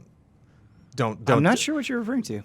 They were just like, because I think like it was like a bit, like people were like yelling it in the hallway, or it was like a meme for a while. My best And I'm guess would be so like hot with those would be memes. Cell, right? Because everybody does the Cell thing when he screams. Yeah. Maybe. That'd be my But best that guess. was not. I mean, I was at Evo, and that Yeah. was in full force. Yeah. That's still screaming. Yeah. Yeah. You can put up as many signs as you want. It's only Right. so much you can do. And Jones loves Cyclops. It was designed to be a fun thing for Jones. It also tortured Jones. Yeah. Well, Yeah. I can play as Cyclops. I can be Cyclops. I can watch Cyclops. As long as he's around. All right. How'd I do I'm then? happy. How'd I do as Cyclops? You did real good. I You feel did like better in the game, but this is a weird thing to say, but Yeah. hear me out. I feel like you guys have a wonderful, salty and sweet relationship. going on. It's very salty and sweet. Yeah. Yeah. We both love pixie sticks. we do. We just learned that. What? I know. We both love pixie sticks. Well, it's sugar. You know what Yeah. I mean? It's like it's not. I don't know. I don't know how big of a get that is. none of the other Easy Allies like it. They all scoffed at the pixie sticks. Did we scoff? You scoffed at me. Okay, I don't think we scoffed. Did we scoff? Yeah, you're all like, wasn't there. look at our classy reasons. You know what I mean? I'm like, I just want to eat some pixie sticks. Look at our fancy hey, little Hawaiian you know, cookies. I'm glad you two have something. Yes, yeah. The next game I want to talk about, I have a lot to say. A review in the works is Indivisible, a game that I played a couple of years ago at E3, and Brad and I feel like had the same impression where it's like there is something here. This is one to watch. Really, really cool, and still really cool, but a good example of how much opinions can change over time. Where like that in isolation, that E3 demo did not completely match the experience of the full game. I'm getting close to the end. I'm not quite there yet, but I've played a very good chunk of it. I'm about 18 hours in. Whoa. I think, and like, around there. And let's talk about the good things first. The combat, by and large, is very, very good. There are a couple of hangups I have with it, but what I really appreciate about Indivisible, so the way that it works, it's very similar to Valkyrie Profile, where you have 4 different characters, and they're all mapped to an individual button. And the way that you do it is you hit a direction, or you just hit the button on its own, and they will do different attacks. And they will move to the enemy when you're attacking. And so you want to combo all of the attacks together for maximum damage. And they play with this by having enemies that can only be hit when you launch them in the air. So it's like, okay, I want this person to launch, and then we can do a bunch of damage. We need to time this just right so they're in the air so I can damage them. I have to do it before they hit the ground. Or they'll have people that have like these defensive barriers. And so it's like, okay, I need to do an upward attack and then a downward attack to get through this barrier in order to damage them. And one of the most impressive things about Indivisible that is so refreshing is you have archetypes, you have people that do ranged attacks, you have strong melee attackers, you have healers, but outside of those very loose generalizations, the creativity within the characters themselves is absolutely wonderful. So there's this lady that I just got, and a lot of the characters are optional as well, where you'll get some throughout the story, but you have to go and explore and do some quests to get some of the correct characters, which is really cool. One of the optional characters, she can launch them up in the air and then do an upward grab and just like bring them down to the ground.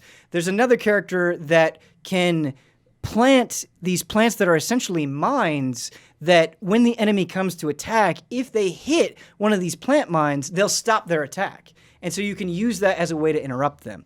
There's another healer who uses water, and she can place puddles, and if the enemies walk over them, it'll do damage to the enemies, but it will also heal you. You can kind of expend the puddles to heal you, and so you have to decide what you want to do. And so there's a lot of variety. There's a lot of different attacks, and that variety is awesome. I'm really into that. And I also, I knew that there were going to be platforming elements of this game, but I wasn't expecting it to be as Metroidvania as it was.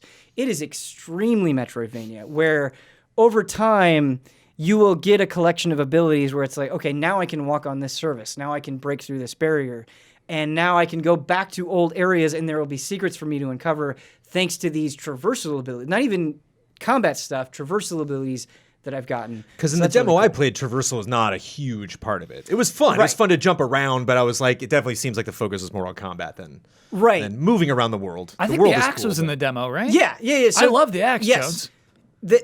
And in the demo that I played, the axe was there as well, but that demo did not indicate how complex things were going to get. Mm-hmm. Where, you will do gauntlets. That's exactly where they are, where it's like, okay, I have to bounce off this spike using a Cranky Kong spike bouncing maneuver. I'm in the air. I have to shoot an arrow at this thing. That'll start a timer. I have to get up here. I have to use my axe to whip up there. Then I have to do a long jump, and by doing that, I have to press down. I'm playing on PlayStation 4. So press down and X, and then I launch up into the air. And so it's like you're chaining all of these things together in a pretty complex way pretty often. Cool. Yeah. And so the demo that I played at E3, it was like, oh, this is going to be there in between battles, but it's pretty simple to figure out. It gets a lot more complex over time. And the game is gorgeous, just straight up gorgeous. Yes. This hand animated style, there is so much like Skullgirls from the same developer, there is just so much love and care and meticulousness in the way that these characters move. And I love a lot of times when you end combat, the game will freeze on the last attack that you did, and it's a good opportunity where it's like, oh, this shot looks so cool. The way that my character is up in the air and swinging their sword down, it's really cool that this frame is in the game. And so there's an incredible amount of detail there, and the music is pretty good as well. And the animation by the anime studio Trigger is also very, very good. All of that stuff is fantastic. I think where I run into problems with Indivisible is there's a little bit of disjointedness. The setup for the story of this kind of quest for revenge. Something bad happens to this small village that I'm a part of. I have to go and confront this larger destiny and explore the world. It's very typical, which is okay. But the way that things happen is a little tonally strange. Like, it's a game that super doesn't take itself very seriously. It is cracking jokes all the time. The main character is sort of this like headstrong, like, if I think you're boring, I'm just going to tell you that you're boring. There's this nice bluntness to her that I really, really like. And there are characters that you get that are just openly weird and they're not afraid to crack jokes.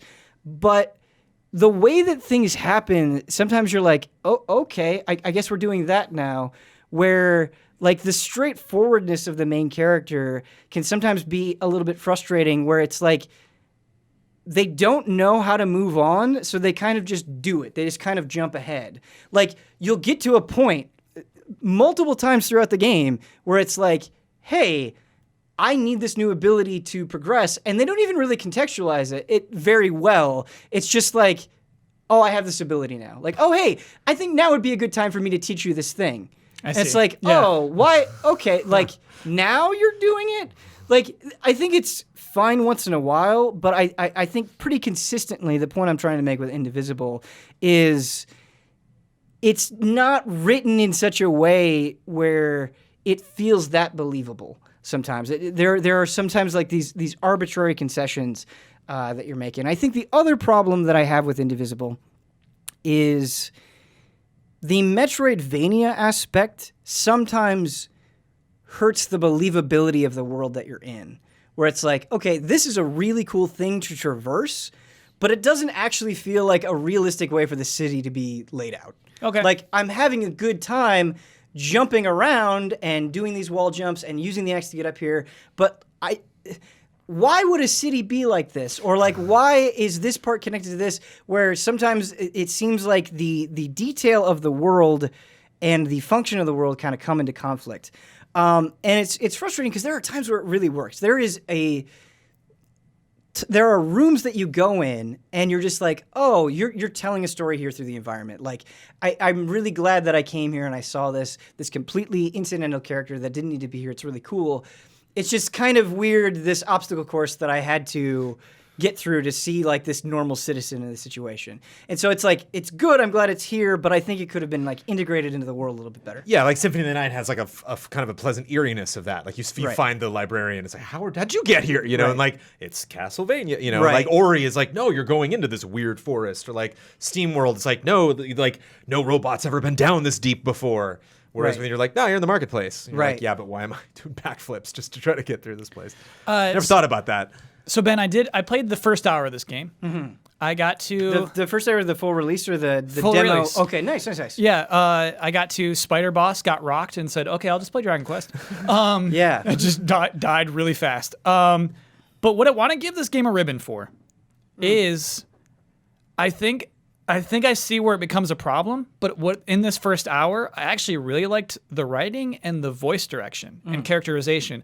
I want to give it a ribbon for the first time I've ever heard a video game character say cool, and like at work. I think she was being blunt. I think somebody was just being expositional. She's like, cool. Now what's, you know what I mean? It's like, hey, that's good dialogue. And like well delivered, like good VO, you know?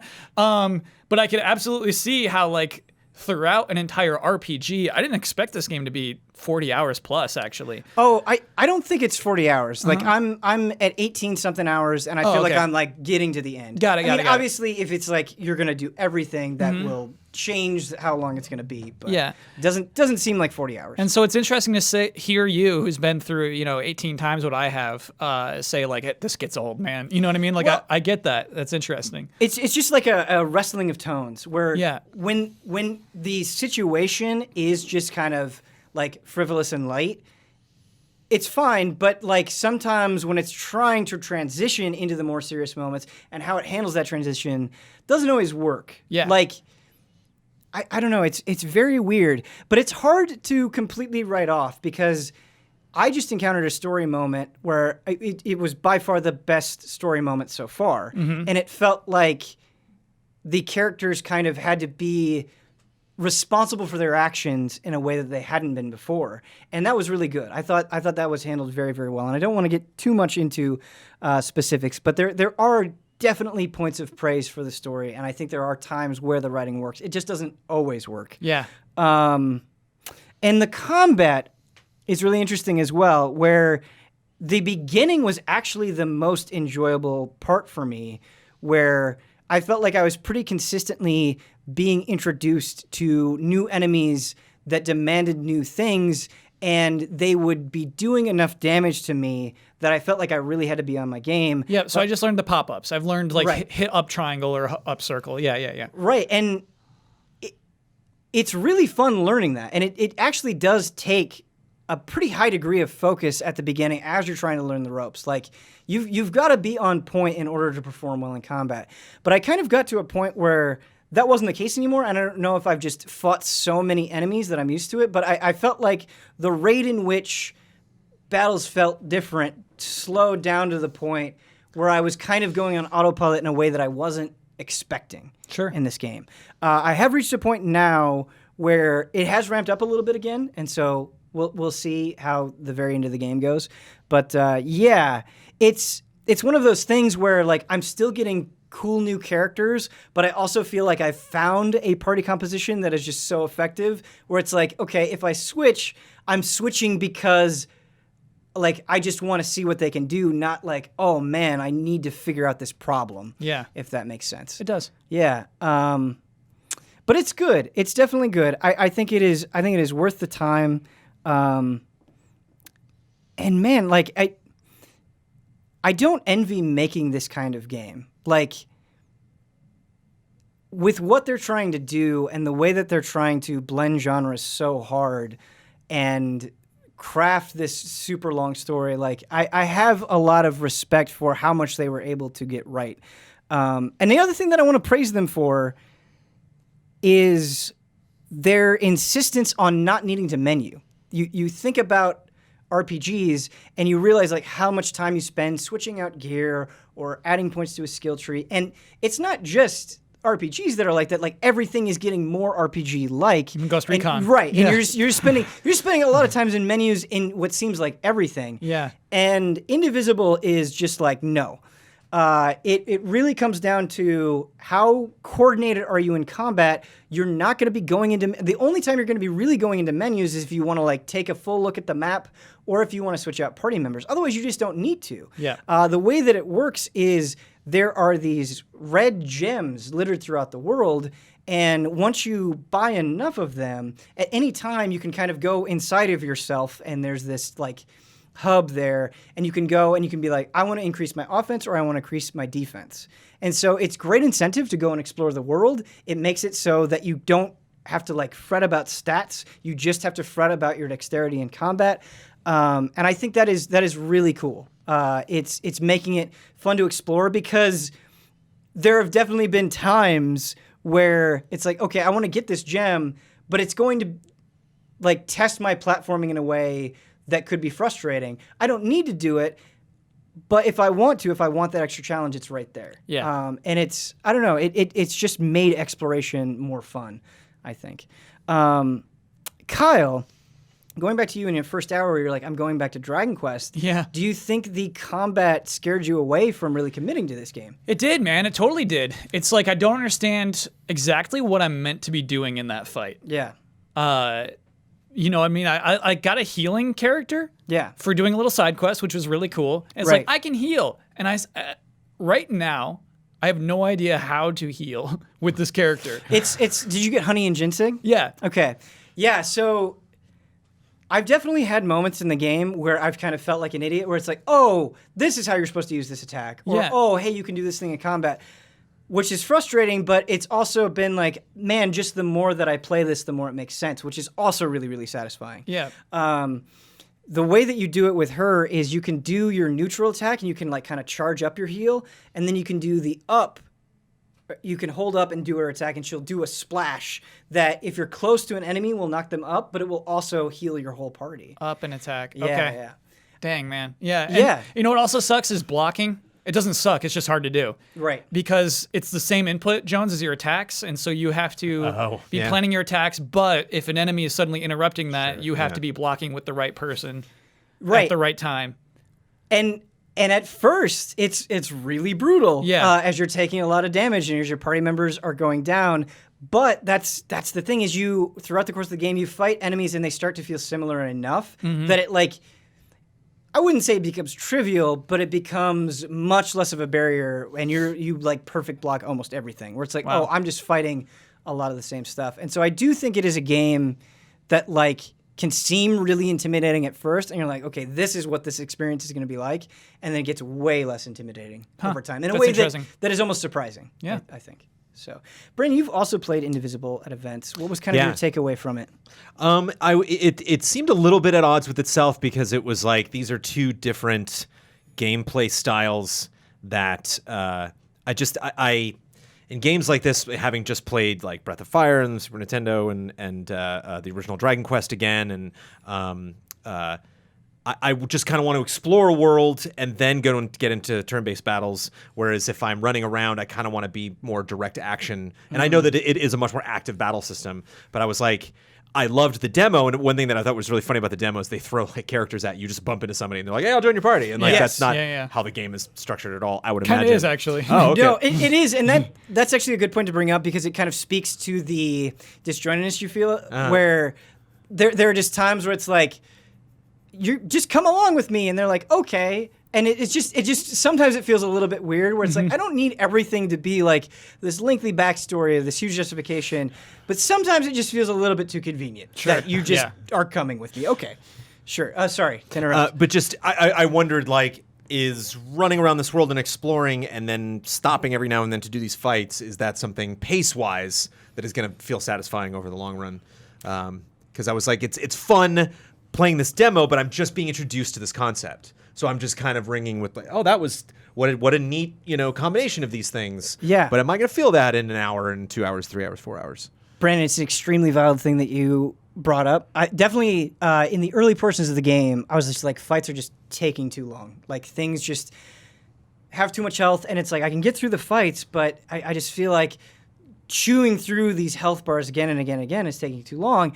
And then I reached a point where it was like, no, I'm breezing through stuff. And so I'm sure that's a combination of the characters getting upgraded, myself getting better at the combat, and it got to a point where, like, yes, there are still fights that are lengthy, and yes, I can definitely see that being a problem for people, but it leveled out for me Cool. in a way that it's not like, ugh. Right.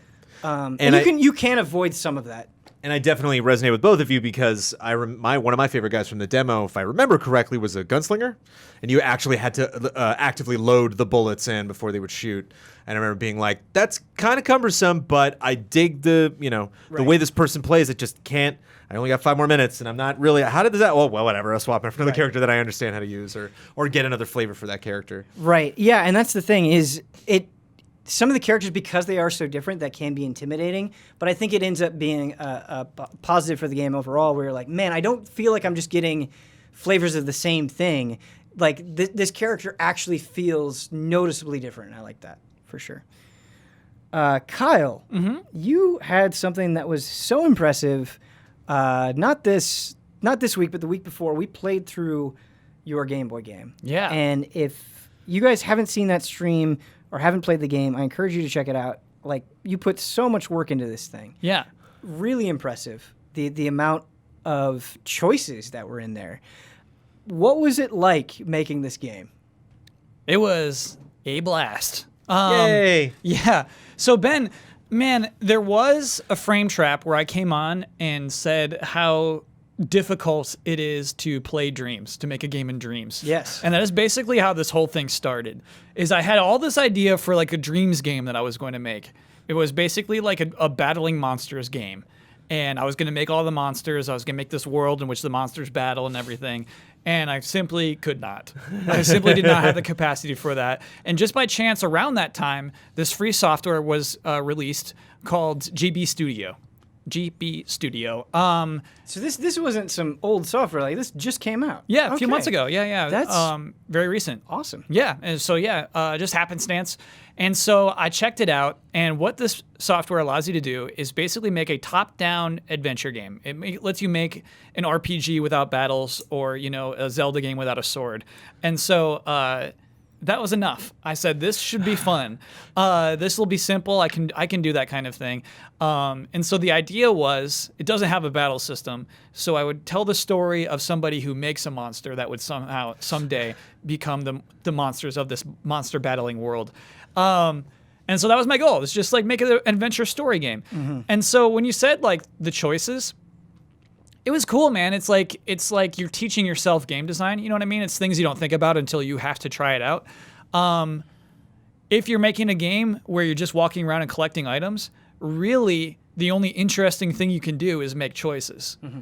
And I find myself a lot in video games being like, man, I wish I could just like say no to that person. Or like, man, I just wish I could tell that person I hate them. You know what I mean? The third idea I had when I was like writing ideas for this game is like, what if you could fire your lab assistant on any given day?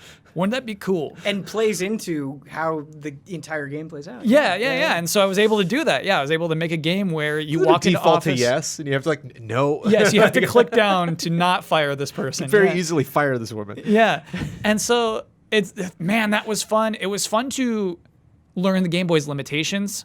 Some of them are the engine's limitations. Some of them are strictly the Game Boy's limitations. Like you can only make a map so big. You can only have so many unique 8x8 tiles on a Game Boy screen at one time. Obviously, only 4 colors, and when you're making characters, only 3 because one of the colors is transparent. And so it was just you learned such an appreciation for pixel art as well. What you can communicate in an aspect ratio as small as a Game Boy screen is really hard to do. And so it was so fun to learn these things just through application, through trying to make your own thing. One of the things that I think is so cool about your game, and can you tell the audience the title? It is called Don't Call Me Mama, But Yes, I Am Your Mama. Obviously, you're a very big fan of Pokemon. You're a very big fan of Digimon. Yeah. And this is a game in a sense where you're building these creatures. But what's cool about it is it feels like there's. I say this as a compliment. There's kind of this like ickiness to it. Yes. Where you see things that are super overtly shady. You see people that are very overtly shady in a way that feels believable. Like it's kind of a believable kind of scummy. And I feel like in other like monster collecting things, the evil is always like very vague and kind of fantastical. Yeah. Was that like a very intentional thing? Did you want to make? Yes. I wanted to make a game where Jones is not rewarded for always doing the good thing. Just gonna say that. Yes. I was literally like, I wonder if Ben's gonna ask my opinion about this game, and that's Yes. the point I'll make. But I guess we're here. No, like what were you going to say? What? It's a game about ambition. It's a game about what are you willing to do to get what you want, and Yes. wouldn't that thing be the best thing? And it's like, no, man, I just literally want to live my life and do things the right way. And this game was fighting me. It was funny. Yes. It was like you usually have to, when you're playing like a BioWare game, you usually have to like intentionally turn the car around. Whereas like the steering wheel kept pulling. I'm like, no, I don't want to fire this woman. No, Yes. I'm not gonna block that guy in that room. No. How much? Interesting. How much was Brandon Jones lodged in your brain as you were working? I think he came up a lot. It bothers me a lot that Jones always does the I right imagine decision. like the second one, you're like, God, what would a player do? What would Jones do? Yeah, exactly. And so like it bothers me so much. Like we can talk about BioShock, but like just a game where you do the obvious right thing and you're rewarded for it. Yeah. I'm so annoyed by that. And so you know what? A weird inspiration for this as well is Terranigma, Super Nintendo RPG never released in the US, where throughout this game you progress, you can make choices. And in a typical RPG, like the idea of like, oh, if I expand this town, if I make it so a town can be here, that's a good thing. You know what I mean? I'll get more items. My characters will have, better stuff to look at, and these things will happen. But for instance, earlier on in the game, you can talk to animals. and it's awesome. And you go through this mission, you have this like lion, and you go through him with a cave with him, and you meet his dad, and his dad's so happy that you found his little cub. Later on in the game, you can allow a city to be built, and then that lion is captured and put in a zoo. And you go to the city and you go to the zoo and you can no longer talk to that lion. You don't have that ability anymore. And so there's this sadness that is never stated. The game's not like you are sad because you can't talk to the lion. Right. You just can't. It's not like you got 3 evil points. Yes. It's just, Yeah. It's just there. Just yes. sucks for that line. And I loved that. It was so huge. I don't feel that in a lot of video games. You know, just like their morality system is like, oh, you put the lion in the zoo. Like you don't get the good ending now. It wasn't that at all. You know, you have the same ending no matter what. You have to feel that emotion for yourself. And many people probably would just see a lion and it's like, oh, there's a lion in the zoo. Right. But that was the same lion. That was the same lion. Right. You can't talk to it anymore. Doesn't that hurt? And it does. It hurts so bad. And so I kind of like, it expanded my mind of like what you can do in a game How you like can hurt this. people in games. Yes. Right. And so like the game is about like, you do the bad things, you're rewarded, you get a better Genopster at the end, you know what I mean? Yeah. You get better stats, but the choice is still there. It's not a gotta good or think bad about it. ending. Yeah. Yes. Yeah. Something I always find fascinating is I love postmortems on games, and you read about what they wanted to do Yeah. versus what actually happened. I've kind of got multiple questions with this, but the first thing I want to say is, so we watched Brandon do a blind playthrough on the stream. Yes. And that was super enjoyable, like living with the decisions that he made and the Genomster that he got at the end. The worst one. Yeah. Yeah. Oh, yeah. But then we watched Loved you it. play, Yeah. and it was like, holy shit, there's like so much more to this game. Yeah. There's so many like story threads that we just completely missed out on in that initial playthrough. How does that feel, I guess, like watching and thinking about all the time that you put into something, it's like, there are going to be a bunch of, theoretically, there are going to be a bunch of people that play this that just completely miss all that stuff. The best feelings in the world. I want people to forget about stuff. You know what I mean? I want you to be rewarded for being like a little devious stinker. The best feelings were, one, it was captured on our subreddit. It was when we saw the Lab 3 weapon and just everyone's expression of when that weapon hit the meat dummy. Yes. It's just such a good photograph. Right. It is the thing I dreamed of when I worked on the animation. You know what I mean? The shock and horror that Yeah. created. And then the other things are when Ian would shout out, like, I'm like, what should we do here? And Ian's like, oh, you should do that. I'm like, Ian, we're going to go do that. That is what I wanted. And Right. like Ian like was on top of these things. Maybe he has another dark mind, but just to have someone like shout, even when like I was playing it for chat and like somebody in chat's like, oh, I know it. And I'm like, yes. Right. And then there were other times in the game's development where I'm like, chat, what should we do next? And nobody got it. I'm like, okay, this needs to be clear. Got it. Gotcha. And so it's kind of funny, like you have, 300 live testers with you too to help you develop a game.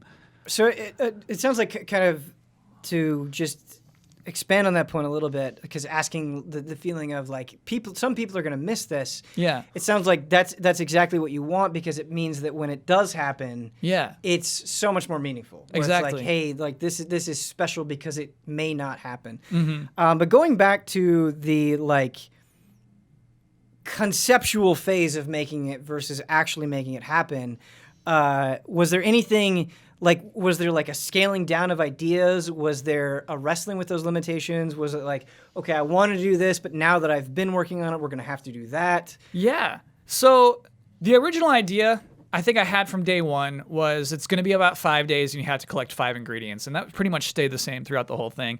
Even like what you would do on each day. But like this might be the first or second day of actually like using the software, I learned that your characters can't walk behind a thing. And so like my idea for the car mission was gone because I wanted you to be able to walk into a car and look like you're inside of the car. Today I actually have an idea for how you could do it, because there's lots of tricks. You learn lots of workarounds. I think we can do the car mission today. But yeah, you learn that you can't move more than like one little 16 by 16 block more than one time. And so you learn these things, you learn these limitations. Originally there was going to be more puzzle solving, that before each mission you would have to solve a puzzle. Yeah. And I thought about implementing that. Again, there was some ways that like I had some puzzle designs that just simply wouldn't work on the Game Boy, which is kind of a bummer. But then just the idea of wandering around a bathroom until you get your idea was like really fun. And it's like, I think that works. that's fun for me to do. Like I tried it out. It's like, this is fun. This is good enough. It's fun. Honing in on the bathroom thing, Yeah. what you revealed to us on the stream was that it wasn't like a timer or number of steps, that there was an invisible line that you had to cross over multiple times. Yeah. How did that, like, because you had this idea, right? Like, oh, you're in the bathroom, Yeah. and then you think of this idea. How did you arrive at that solution specifically? It's a great question. I think it's part of the software. It's part of the tools that I have. There's no step counter. Okay. So it's like, how would I, with the tools that I have, use this idea? And I think that was just an easy way to do it. Yeah, you could have maybe counted the number of times somebody presses a button. You could do that kind of thing. But Right. yeah, to me, that was just the simplest here to there with the tools. And that was it given. pretty immediate? Like, oh, okay, we'll use that for this, or was it like, we have this problem, let's try this, or like, I guess, was it more of like a building up to it? It was. It was definitely one of the last things I added in development. Okay. And so by the end of this, by week 17, week 18, and the last week I did a lot off stream and just a lot of cramming in. I got like really good with just using the simple tools that I had. And so that idea came really quick and implemented really quick. I struggled really hard with like the first couple of levels of just like, what is this language? But by the end, I was like, okay, I just need a variable for this. You need to check for this. And then if you have that thing, this thing will happen. And it was like able to add these things really easily and just speak the language of GB Studio pretty well. Lots of variables, lots of ifs, thens. This is true now, then don't do that. Hide this, activate this, add this to that. And so you get good at it. You get good at a thing, which is fun. Yeah. Yeah. Definitely. From a writing perspective, since you are working with like Game Boy text boxes, right? And you can only put so many words in there, and Yeah. you don't have voices, you don't have all this stuff. How challenging was it to have dialogue that was succinct, but also conveyed the different personalities of all the characters? I was kind of surprised how many people like the writing of it, because I think that you have to be succinct. I think there's some forgiveness. You know what I mean? Like you can say, you got this thing. And like you're kind of talking in a video game language. And I Right. think people are okay with that. You can be overly simple in a Game Boy game, because I think Yeah. that's even part of the genre. It's something that you expect when you see these things. And yeah, sometimes I think I even like wrote too much. Sometimes I think of myself playing games like, okay, mashing A, you know? And so it's a really, really hard balance to strike. It's such a weird concept to drag people into. That there's some things that I just knew needed to be said, like, hey, you're making a monster, and then here are the 5 ingredients you need to get over the next 5 days. I just need to say all of these things. I need this exposition. It needs to Right. happen. Here it is. But just go nuts, go wild. Did that give you a greater appreciation for developers that have to accommodate like such a wide array of players? Yes. Players of different skill levels? Oh, yeah. And the idea of when we complain about invisible walls, when we complain about games that are linear, I get it now. It's so frustrating to have to accommodate for somebody who's going backwards when you, like, why are you going backwards right now? Yeah. Why'd you go talk to him? Yeah. Don't do that. Because they have to, like, make a new variable for that. They need to write new dialogue for that to happen. And it's just more and more work. And so a lot of it was just like, oh, what if they walk backwards right here? And so I had to, like, it would take Right. another 15 half hour to, like, plan, like, okay, what if you talk to this person without doing that thing? And there's still holes in it, you know what I mean? There's still things that people thought of doing that I was like, oh, of course you would do that. Sure. Yeah, you talked about kind of the expectations of it being a Game Boy game and people being okay with like, hey, we're going to speak, like you got this item and people being okay with that. Yeah. That made me think of just playing games with Abby, because there will be times where we're doing something, she'd be like, how did you know how to do that? And I have that moment of self-reflection. It's like, it's just a video game thing. Like, it's Yeah. really hard to explain, where it's just like, it's like this invisible language that you just kind of, you're not really consciously thinking of, but it's just like, yes, this thing does this. And you sort of understand it implicitly. I think that is like really fascinating to think about. But Kyle, with this Game Boy game, now that you've done it, now that you've had people play it and all of that stuff, are you feeling like jazzed that you want to do? You have all these ideas for a new thing. Like, where are you at right now in terms of like the next project? Yeah, I have a lot of video game ideas. I have a lot. Yeah. I'm trying to decide between Game Maker and RPG Maker for the next game. Yeah, like I just honestly like it was creatively fulfilling in a whole new way. Really, really fun to make a game. Yeah. Really fun to problem solve in that way, to create art in that way too. Like it was just everything. It was doing everything. Yes. And so I think the one element of game design that was not a part of this that I think about also when I'm playing games is like fun mechanics. You know what I mean? There's no battle system. Right. There's nothing to balance. I Do didn't you have want that a battle system? I'd want something, right? I mean, I Right. want like hopping around. I want like Right. slashing a thing. Gotcha. I want breaking pots. Ooh, you could do breaking pots actually. But anyway, it'd be really easy to implement. But Live problem solving. I love yeah, it. yeah. But yeah, I would want. I think that was my last GB Studio game, and I'm like ready to try like a new thing for sure. That's Yeah. exciting. Do you feel any attachment to like this world and these characters and these ideas that you've already created that you want to continue that, or you're like, no, like new idea, new world, all that stuff? I think someday. So the idea of the Genomsters, it's so fun. I forgot about this. It was we were playing these old PS2 games, Magic Pengel and Graffiti Kingdom, where you can make your own characters. Really, really cool. The first one is like a Pokemon battle game, and the second one's a third-person platformer where you make your own weird polygonal creatures. And so what I did is I pulled out these drawings from 7th grade, and I said, how cool would it be if I like made one of these? Yes. And then that idea was, wait, what if I made a whole game with these, which was the original thing we were talking about? So those things are now called Genomsters. I don't know what I called them in 7th grade, but I have like monster designs for 30 monsters that are all 7th grade cool. Yeah. They're all what a 13-year-old thought they were So cool. wait, Street Knight existed in 7th grade? No, I made these new characters to try to match the style Okay, of gotcha. my Excellent, 7th grade excellent, stuff. Yeah. excellent. Because I want them all to be canon. And I'm like, okay, I have to add canonical characters to the old characters that I made when I was, 13 years old. But, man, I want to go back to them. It's such a fun idea. It is. It was. I think I say this in like the most complimentary way possible. When it's like when you have a friend that is like, hey, I made this game. I think your expectations are like a certain thing where it's like, oh, it's gonna be like they're just learning how to make games. It's gonna be like this. And it's not like even a criticism. It's just like you have certain expectations and. Really, truly, like not just trying to fluff your feathers here. Like it blew me away. Wow. Where it was like you had all these limitations, and there was just not only creative solutions, but like it. I think it speaks to a lot of very Kyle qualities. Like I remember how many times we'd have the transition of like driving on the road and just the detail present, and like making sure it was like different times of day. And it's like that is like Kyle on display in like this really cool way. Like a lot of people probably wouldn't think of that. So yeah, it was extremely impressive. I think one of the moments where it actually like really hit, where I was like, oh, where like my, just full disclosure, nothing against you, Kyle, but just it's not a matter of your creativity. How much time did Kyle put into this? You know, and so I think when the first day ended and I got that item, and then it like said like day one ended, you got this item. I was like, this is a video game. Like, he actually, because I think what's most impressive about it, and impresses me in any art form across the board, is what was done with the limitations the person knew they had when they made it.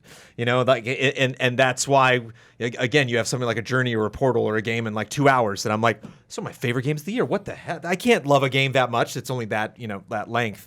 And it was fun that you not only made this fun game that we would enjoy playing, but knew exactly your limitations. And so even just the structure of the days was like, that's a clever way to make a 20, 30, 40-minute game. Yes.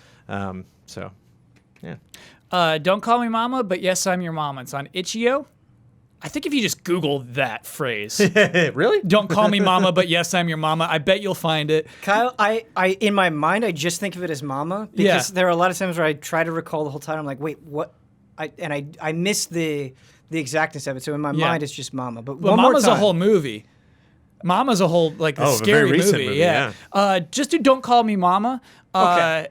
And I bet it's there. It's on Itch.io. I think like Kyle Bossman /Itch.io. But you can play it in your browser, but also in a Game Boy emulator, and also on an actual Game Boy. Yeah, people were doing that. That must have felt like amazing. It was so heartwarming to see it running on actual Game Boy hardware. So cool. For sure. Panel, I try desperately to not do this on Frame Trap. Because I like it to be kind of one continuous conversation where we all go into one thing. But we're about to get into something pretty serious. Okay. And I desperately have to take a research break. Oh, Cool. okay, got you. So we're going to take a Fair. quick break before my bladder explodes before we get into the next part of the show. Fair enough.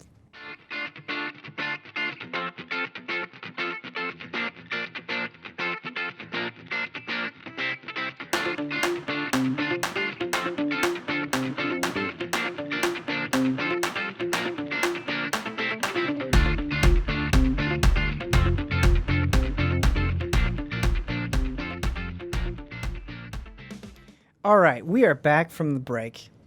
And you know what the best way to come back from a break is? It's with the HOTTAKE! And this is a serious one. So we yesterday recorded the Easy Allies podcast, and we talked about the situation with Blizzard and how they responded to a Hearthstone player in a Grandmasters tournament. And I think in order to fully appreciate this conversation, this has never happened in a Frame Trap, but I think it's important to hear that conversation because what we're going to talk about specifically on this HOTTAKE is today, right before recording this podcast, Blizzard had a response to this whole controversy, had a whole response to people calling them out, saying that they were essentially bowing to pressure from China because of their business interests, and basically responding to the severity of this Hearthstone player, Blitzchung, his punishment. And so if you're not caught up on the whole situation, I think this is a very good part one, because we're going to go into part two. Here is Blizzard's response to that controversy, and I want to read it in full before we get into the conversation. Good to have a refresher, too. Yes. This is from the Blizzard president, J. Allen Brack. And it is regarding last weekend's Hearthstone Grandmasters tournament. Hello, Blizzard community. I want to take a few minutes to talk to all of you about the Hearthstone Grandmasters tournament this past weekend. On Monday, we made the decision to take action against a player named Blitzchung and 2 shoutcasters after the player shared his views on what's happening in Hong Kong on our official broadcast channel. At Blizzard, our vision is to bring the world together through epic entertainment. And we have core values that apply here. Think globally, lead responsibly, and importantly, every voice matters, encouraging everybody to share their point of view. The actions that we took over the weekend are causing people to question if we are still committed to these values. We absolutely are, and I will explain. Our esports programs are an expression of our vision and our values. Esports exist to create opportunities for players from all around the world, from different cultures and from different backgrounds, to come together to compete and share their passion for gaming. It is extremely important to us to protect these channels and the purpose they serve, to bring the world together through epic entertainment, celebrate our players, and build diverse and inclusive communities. As to how these values apply in this case, first, our official esports tournament broadcast was used as a platform for a winner of this event to share his views with the world. We interview competitors who are at the top of their craft to share how they feel. We want to experience that moment with them. Hearing their excitement is a powerful way to bring us together. Over the weekend, Blitzchung used his segment to make a statement about the situation in Hong Kong, in violation of rules he acknowledged and understood, and this is why we took action. Every voice matters, and we strongly do encourage everyone in our community to share their viewpoints in the many places available to express themselves. However, the official broadcast needs to be about the tournament and to be a place where all are welcome. In support of that, we want to keep the official channels focused on the game. Second, what is the role of shoutcasters for these broadcasts? We hire shoutcasters to amplify the excitement of the game. They elevate the watchability and help the esports viewing experience stay focused on the tournament and our amazing players. Third, we're actions based on the content of the message. Part of thinking globally, leading responsibility, and every voice matters is recognizing that we have players and fans in almost every country in the world. Our goal is to help players connect in areas of commonality, like their passion for our games, and create a sense of shared community. The specific views expressed by Blitzchung were not a factor in the decision we made. I want to be clear, our relationships in China had no influence on our decision. It's a very important part of this. We have these rules to keep the focus on the game and on the tournament to the benefit of a global audience, and that was the only consideration in the actions we took. If this had been the opposing viewpoint delivered in the same divisive and deliberate way, we would have felt and acted the same. Okay, what could Blizzard have done better, and where do we go from here? Over the past few days, many players, casters, esports fans, and employees have expressed concern about how we determined the penalties. We've had a chance to pause, to listen to our community, and to reflect on what we could have done better. In hindsight, our process wasn't adequate, and we reacted too quickly. We want to ensure that we maintain a safe and inclusive environment for all of our players, and that our rules and processes are clear. All of this is in service of another important Blizzard value: play nice, play fair. In the tournament itself, Blitzchung played fair. We now believe he should receive his prizing. We understand that for some, this is not about the prize, and perhaps for others, it is disrespectful to even discuss it. That is not our intention. But playing fair also includes appropriate pre- and post-match conduct, especially when a player accepts recognition for winning in a broadcast. When we think about the suspension, 6 months for Blitzchung is more appropriate, after which time he can compete in the Hearthstone Pro Circuit again if he so chooses. There is a consequence for taking the conversation away from the purpose of the event and disrupting or derailing the broadcast. With regards to the casters, remember their purpose is to keep the event focused on the tournament. That didn't happen here, and we are setting their suspension to 6 months as well. Moving forward, we will continue to apply tournament rules to ensure our official broadcasts remain focused on the game and are not a platform for divisive social or political views. One of our goals at Blizzard is to make sure that every player, everywhere in the world, regardless of political views, religious beliefs, race, gender, or any other consideration, always feels safe and welcome, both competing in and playing our games. At Blizzard, we are always listening and finding ways to improve. It is part of our culture. Thank you for your patience with us as we continue to learn. Sincerely, J. Allen Brack. So I have a lot of thoughts on this, but I want to get your thoughts. Kyle, I especially want to start with you because I think kind of as a moderator of a podcast, you try to not get in there and give your opinion right away and let the panel decide. But you right now as a panelist, I kind of want to get your take on the whole situation.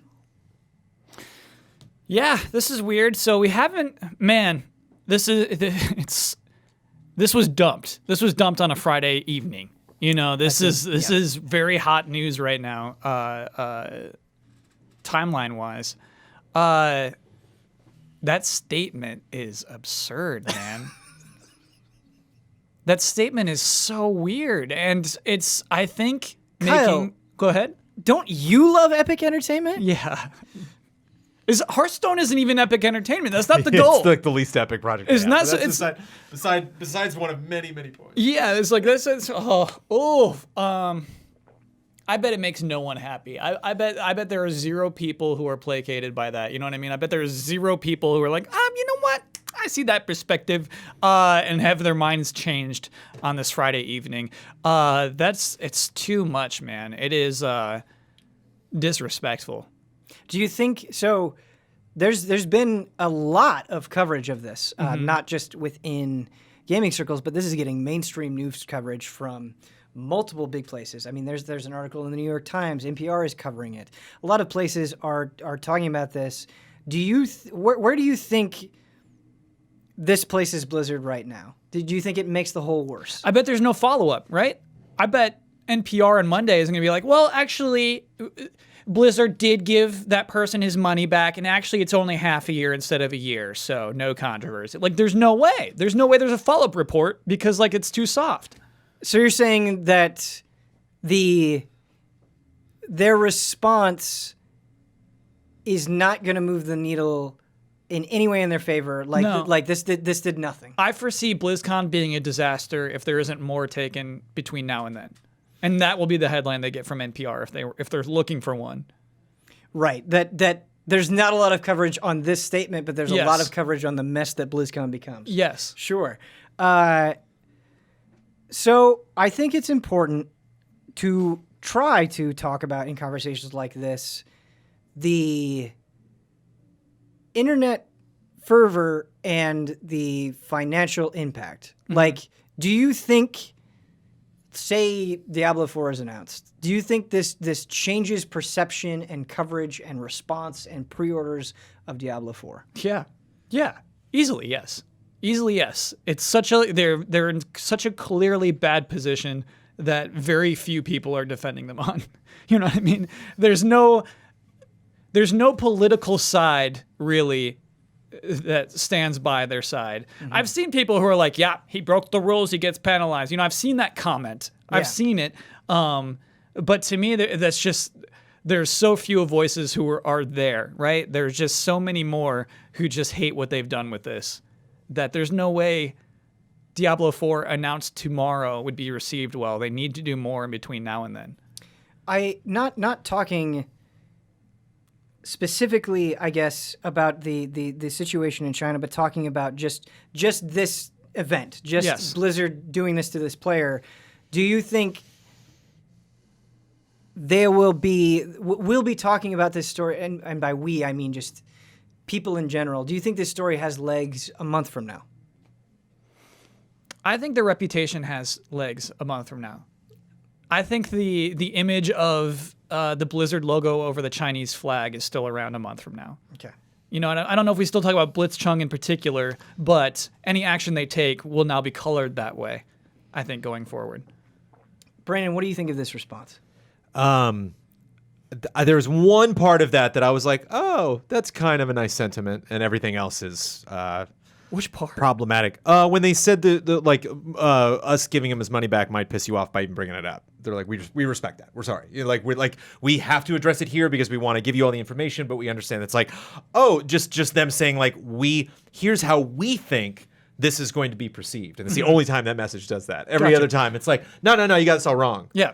And it's like, that's a very frustrating thing to hear when you're angry. Where it's like, yeah. no, we did this because of the contract. And it's like, yeah, it's not how that works. You can just say that you did that. The main thing that I messaged this actually in Slack today, that I'm like, I get super smirky and snooty when I think about this story, and I really try not to, because there's, when you look at the broadest, you can look at this entire situation. Lives are being affected. Like major events are happening around the world. Super insulting that they go like, that stuff happening in China. You're like, oh, okay, interesting way to phrase that. But again, it just shows where they're like, we're not touching this until we touch it, and then we're not touching it anymore. And it's like, that's what you don't get. This is the absolute, you look up having your cake and eating it too. It is this entire situation. And so from what the decisions they made before to decisions that they're getting into now, like, I have to confess a bit of schadenfreude, because you see a company like Activision, you see a company like Blizzard that goes and discovers these new markets, and something that are like, oh yeah, esports, let's play that up, and all of the horrible things that people were afraid of with Blizzard making business decisions and working with Activision and focusing on one franchise versus another, and then like to do something like this that just so clearly says like, oh no, I don't know what image you had of Blizzard, but like, we are always going to make the decision 120% of the time of what can not only make us more money, but just boatloads of money. And it's making us a lot of money to be in China. That's why we're there. And oops, this was a small mistake. We don't have to worry about that anymore. And it's like, you absolutely do have to worry about that. That's insane that you don't think that you have to. That's the lie that bothers me. The lie in this thing is, we do esports so that people can share their passion for our games. It's like, no, you do that for money. Right. Yeah, but the way that it's like when you see a contract, and a lot of contracts at the beginning will say, I'm suing Kyle Bossman, who will previously be known as, dumbass in this thing. And so whenever you see the word dumbass come up, and so you see like Epic Entertainment or these other things, like they use that language. They actually, talk about that in meetings. They actually, bring that up like it is a physical thing. It's an entity. It's something that exists. And so when they talk about it in this, it's like, oh, you haven't met my best friend Epic Entertainment over here? And it's like, I don't know what you're talking about, man. Like, I don't live in the world that you live in. And so this is a fascinating glimpse into just kind of like how that mindset of how they can be somewhere but not there at the same time. They can be a part of something but not. Imagine this guy watching us listen to his speech, and then like we snicker at Epic Entertainment, and he's like, "Why are they laughing?" I swear, I guarantee it's that. I guarantee I can it's like, see the keyboard clacking at the end of this, and just like, whew, I did it. Yeah. Woof, we did it though, right? It's definitely more than one person. It's we did it. Like, but the ultimate deception here, the main thing that blows me away, because I've seen companies do things before, and it's just like, oh, shocking, yes, I don't believe it. I do believe it.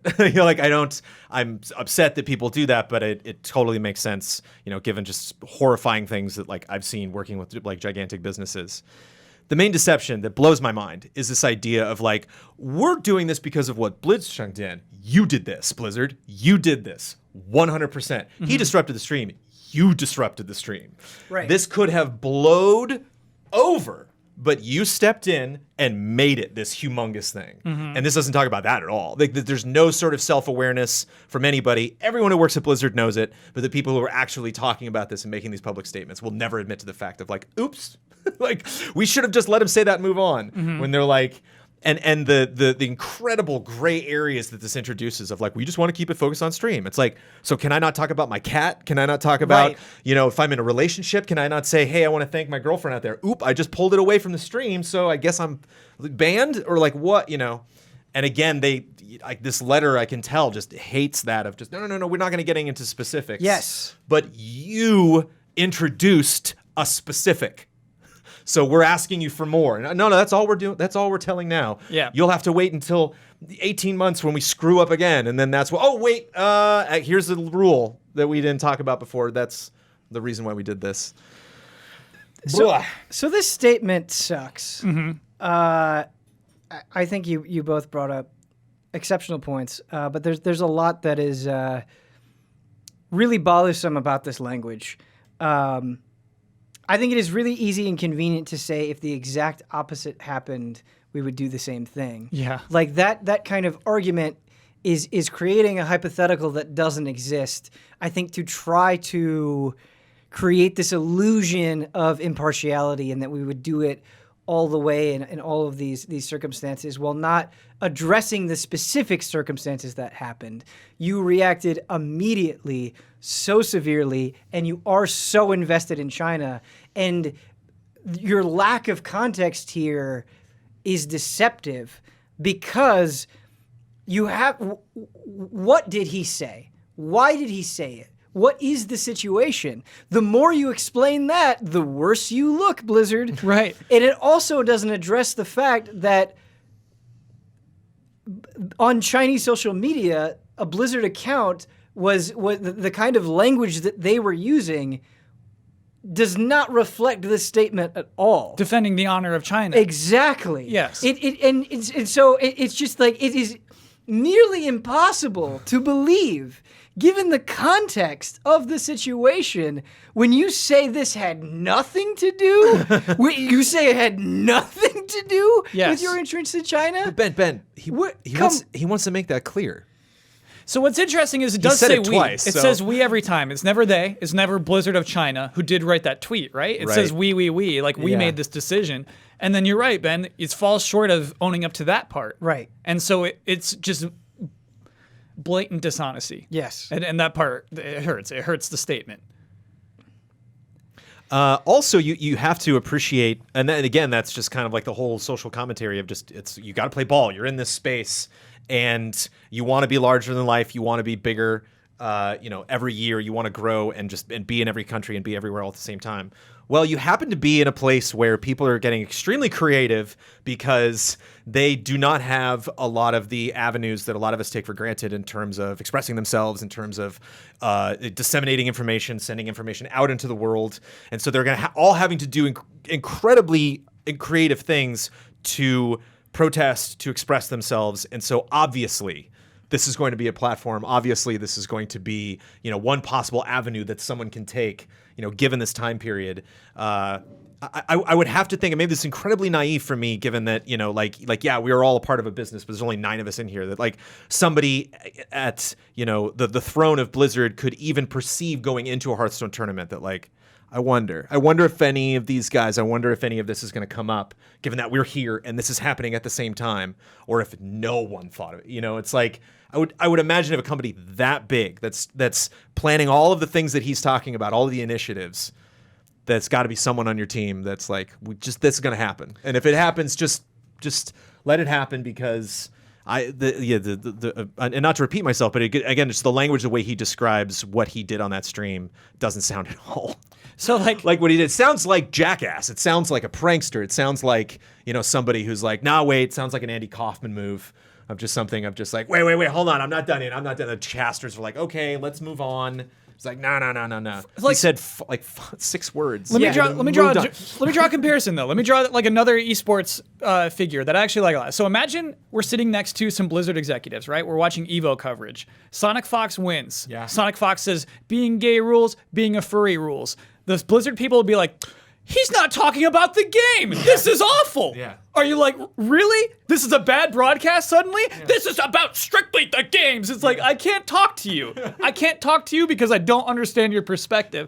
And I think that's a problem with esports, with the publisher of this video game also being the people who are in control of the broadcast. Like, that is another big problem of this, the people in control of these tournaments as well. But it's even more offensive when you start this statement by saying every voice matters. We have not betrayed that. Also, keep it about the game. Yes. It's like you can't. No. If every voice matters, then every voice is different. Yeah. And you welcome that. Yes. And you want people of all sorts to come to your game and enjoy it. But if you're saying only keep it about the game, no, it's just about the game, then that's not every voice. That's the same. You are shrinking that down to one voice, Yeah. which is in direct contradiction of something that you claim that you never disrupted during this whole thing. Yeah, it's completely ridiculous. It's completely I ridiculous. thought about Sonic Fox a lot. I thought about Joseph Ferris for a little bit. Because it's just like, what do we fire Keeley? You know, and he's just like, fuck the Oscars. Yeah. And it's just like, Yeah. that happens, man. I'm here for that. Yeah. You know, it's like, I'm here for those moments. I'm here for that, for us to get these platforms to go up and say something. You know, it's like somebody won the Trending Gamer. Are they going to say something poignant, like Greg Miller? Or are they going to not? You know, it's like, and it seems so bizarre that they're categorically trying to like remove that from the situation where they're just like, he spoiled this moment of, you know, enjoying him as a winner. And it's like, what the hell is he supposed to do? Like, what is he, you know? Share the excitement of the product is what they want. And it's so funny because it just, I don't know. I feel bad because there is a huge part of me that's just like, suck it, Blizzard. That's like, yeah, you got to deal with this. You have to address the situation. You cannot walk away from this.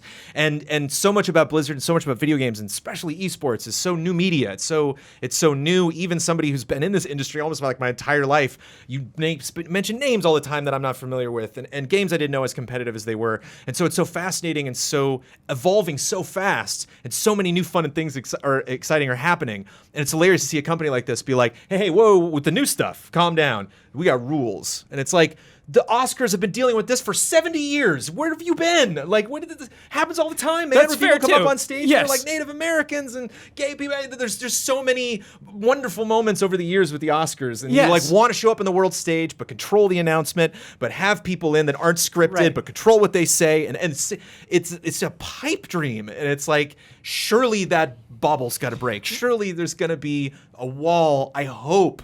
Maybe that's why I'm enjoying this so much. It's like maybe, you know, we have these moments of like, haha, there is the wall, Blizzard. You know, even for a company as big as you have to, just like the rest of us, man, there's realities that you have to accept with a certain amount of success, a certain amount of money that you're making. Ugh. But Jones, exactly what you're talking about with the Oscars and all of these moments, that's why people get excited about it. They the get only reason I watch excited the to Oscars. see stories from people. Yeah. Like Kyle, it's exactly what you said. It's like imagine like having this player going through this thing. What he is bringing to this. This is a way that he's communicating, and you're just going, you weren't excited about the product. Yes. Like, what are you doing? Yeah. And like. You cannot do that. You cannot get there and say every voice matters and then say keep it about the product. You can't do In that. 2019, at this time, in this month, at that event, that Hearthstone was more important than the Chinese protests. It's like, it's an interesting take. And actually, like, I think there is a take also on their phrase shoutcasters. They're called shoutcasters before anything, casters later on. Yeah. To me, it's belittling to that. You know what I mean? Like, oh, you're a shoutcaster. Did not name them. Yes. Just the language of this is so misleading because it's like these shoutcasters who shall not be named, they keep it on the game. Yes. Yeah. Right? Like, How? if you can't keep it on the game, we'll get somebody else. I know. And again, I think that's a big problem of like Blizzard paying for everything. Because Blizzard is the people paying the casters who, They're good at that, right? That's not their job, is to keep it about the game. That's not it. How was Keeley supposed to stop Joseph Ferris from saying "fuck the Oscars"? Like, Yeah. how was that supposed to not happen? He tried as hard as he could. If you're a TV producer, if you're in charge of live, you are mitigating disasters. You are not going to have a perfect, earn run, average. You're going to blow it. But it's how well you adapt in those situations. It's the Kobayashi Maru. It's like how if you can get through with a good moral standing. And really, I think the job of them, their job is to tell the story of these games to the audience, like to help convey these things that we're seeing and looking at and translate to the audience. And yeah, it's just like, to me, to make it just like, it is what they think they're paying those people to do, is promote the game harder. You know what I mean? Is to make the game seem more exciting. And it's just so flatly explained there. So this is the job of shoutcasters. And it's like, it is so strictly commercial, and I guess it's just so flat. That is, I guess, just what it is. I don't think it is what it is to those people, though. You know what I mean? They know they're like sportscasters. They've watched basketball games and football games. They know what their job is and like how to do it and how to perform it. Right. But it is so funny. Like, yeah, have you ever seen the Oscars? Like, have you ever seen a football game? It's like that idea of like, no, we pay these people to promote our video games. It's like what it actually is to Blizzard, and it's so apparent. It's so apparent. And I don't know. I just don't understand how the context of the situation can't affect you as somebody making this ruling, right? Where like, okay, we don't want this to be a political platform, but in this specific situation, what this person is calling for, in a pretty mild-mannered way, by the way, like not like. Yeah.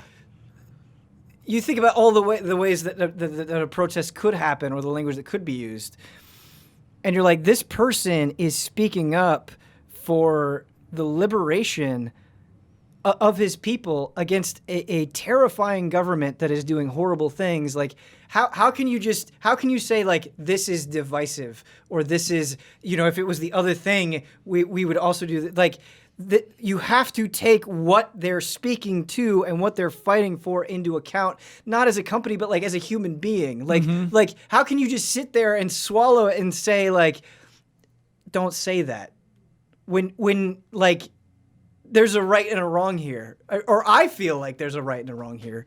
Certainly, I don't know. I just, it's crazy to me. And a question that I want to throw to you though, that I do see come up a lot, is, hey, you're just focusing on Blizzard, but if you're going to, rake them over the coals or boycott them or refund something, well, you've got to do it with Apple. You've got to do it with this company. You've got to do it with that company.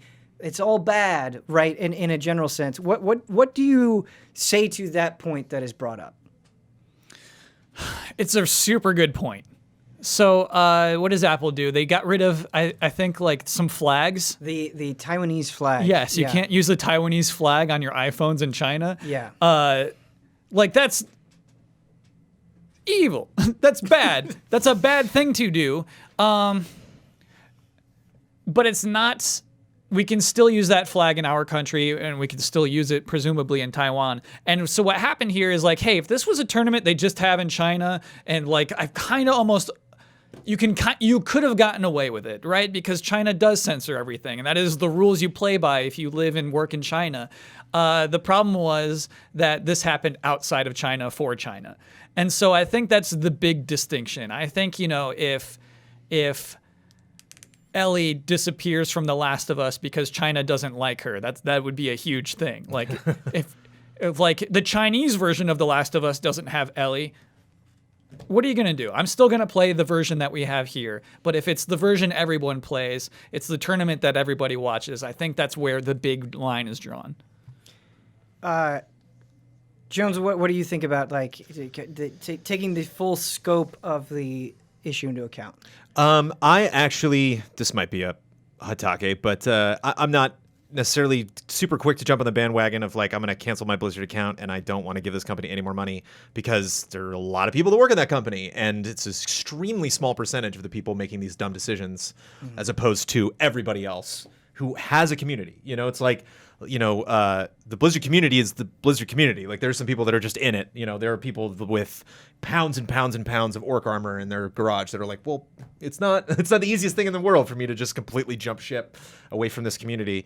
And so I think to me, it's mostly just about the narrative. It's like, I will never forget this. I'll never forget Blizzard did this. I'll never forget Blizzard did this with esports. I'll oddly never forget this is Hearthstone. You know, like, I'll remember that, oh God, of all the, you know, like, could have been Overwatch. God, be something like so quaint and cheerful like Hearthstone. And certainly you've given this amazing platform to people now, you know, like, you know, congrats for making your entire control team tense at every esports event you have now, because it's like, okay, this guy won. You know, it's like, how much power have you given them now? It's like, oh yeah, okay, everybody, that next one that happens at the end of the tournament, like, person wins. Like, I didn't even have a political thing, but I guess I got to bring one, right, Blizzard? It's like, you've now kind of written this script for everyone to have a problem with this in their own fun little personal way, and you really wish you hadn't done that, but you are now stuck in that. So it's like, I don't think of a way that I could punish these people. I just think in terms of, like, remembering it, keeping that a part of the narrative, and just recognizing all of the irreparable harm they've done to themselves. But think about a situation where this happens, okay, and they go, okay, we get it, we get why you said that, but hey, we have to give you some sort of warning, or say, like, hey, we can't have you do this. This is not what this is for. Like, there's a way that you can approach this where I think you acknowledge someone, you acknowledge what they're fighting for, and you explain it in a way that feels like you're taking a human approach and a consideration about it. But that's not what happened here. It was like this sharp and immediate silencing that is so chilling to me. Yeah, so Jones, I kind of, like, I get the argument, hey, a lot of people work at Blizzard, but, like, the president just wrote that letter. Do you know what I mean? He stands to make the most off of the $1 that you spend on Blizzard. Exactly. He's going to make more money than anybody else does at Blizzard. You hurt him more than anyone else. And so, like, I think, like, I don't know if I can let that argument stand, man. Like, I wouldn't go so far as to say I'm making an argument or telling anyone else that's a Blizzard fan what to do with their money or their account or whatever. You know, I'm just recognizing. I think of myself at, like, Disney. Like I'm a major Disney fan. I love Disneyland. I went there when I was 2 years old. It's hard for me to find something I love more than Disneyland.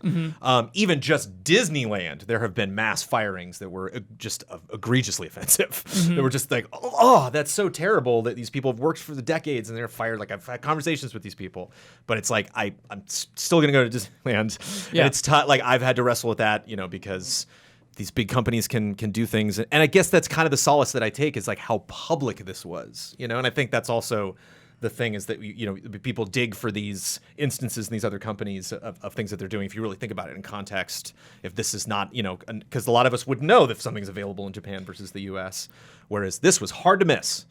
And it's a really, I mean, it's a complicated event, but an easy story, I think, to tell. Yeah. In terms of what happened, what they did. I do want to. Then you can you know, dive forever deeper after that. I want to emphasize your point, Kyle, because it's absolutely true and needs to be said, that, like, the argument of, hey, you know, there are plenty of good people at Blizzard, don't let everyone suffer because of this decision.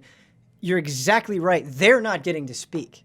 I would love for them to be able to speak freely without fear of losing their jobs or repercussions, or silently being, like, yelled at or fired or punished in some way that we'll never get to find out. Like,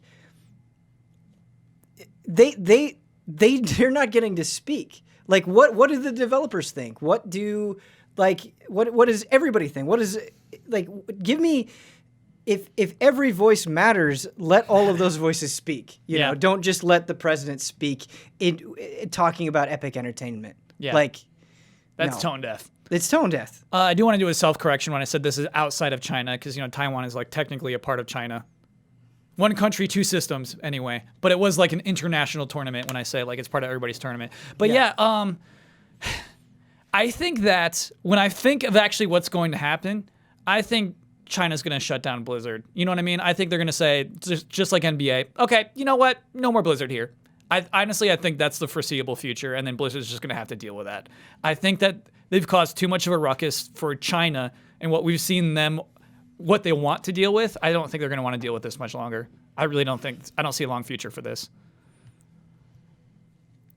And I don't think that's such a bad thing. No, it's not. It's like, okay, I do feel bad for Chinese Blizzard supporters to not have those games to be played anymore, but that's just part of this government that they run. You know what I mean? Like, it's just, it's a way broader issue of feeling sympathy for somebody who was born in a place that is unfortunate to be born into.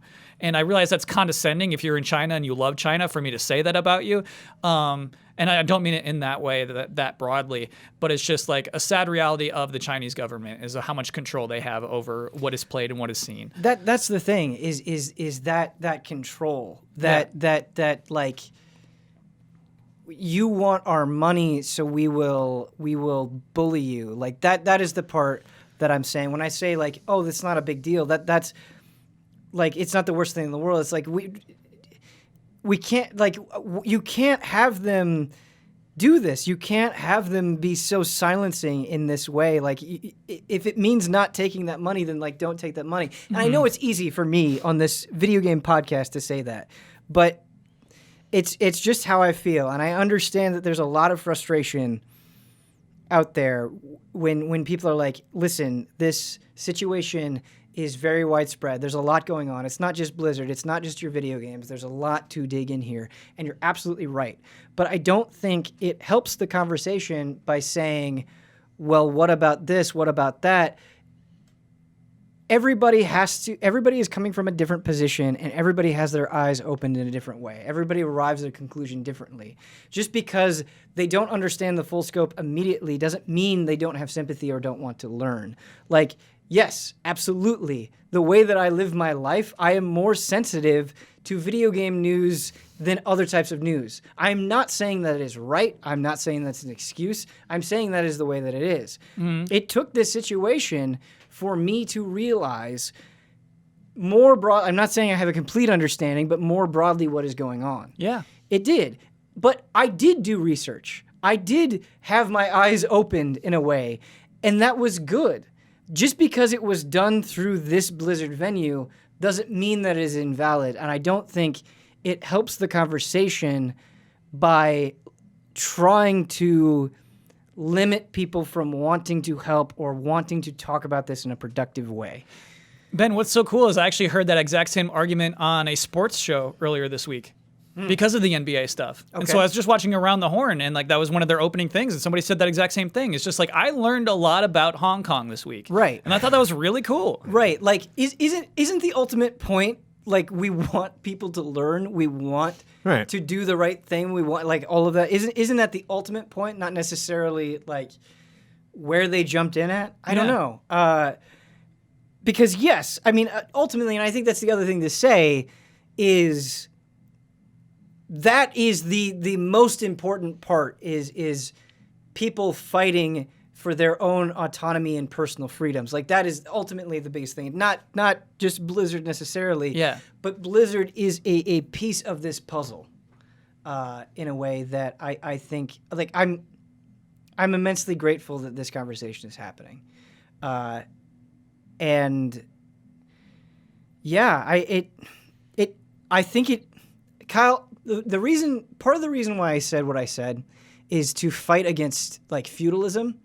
I think if you start being like, oh my God, like, how do I deal with, like, every product being bad, right? Obviously I'm exaggerating, but I think if you think in that scale, you feel helpless that you just end up doing nothing. Yeah. I think when you think of a problem in that way, where it's like, it's so widespread, it's so crazy, I can't do anything, I'm helpless, you end up doing nothing because you feel paralyzed. And it doesn't mean that it's not true. It doesn't mean that it isn't widespread or like overwhelming. But I think breaking this down for me and being like, okay, that's all true. I'm learning all about this. But let me hone in on this. Let me focus on Blizzard. How do I feel about Blizzard? How do I feel about their response? How do I feel about my relationship to them as a fan and how they're dealing with this? What do I support in the context of the situation? That feels much more manageable and like a first step. And then you can go from there. Yeah.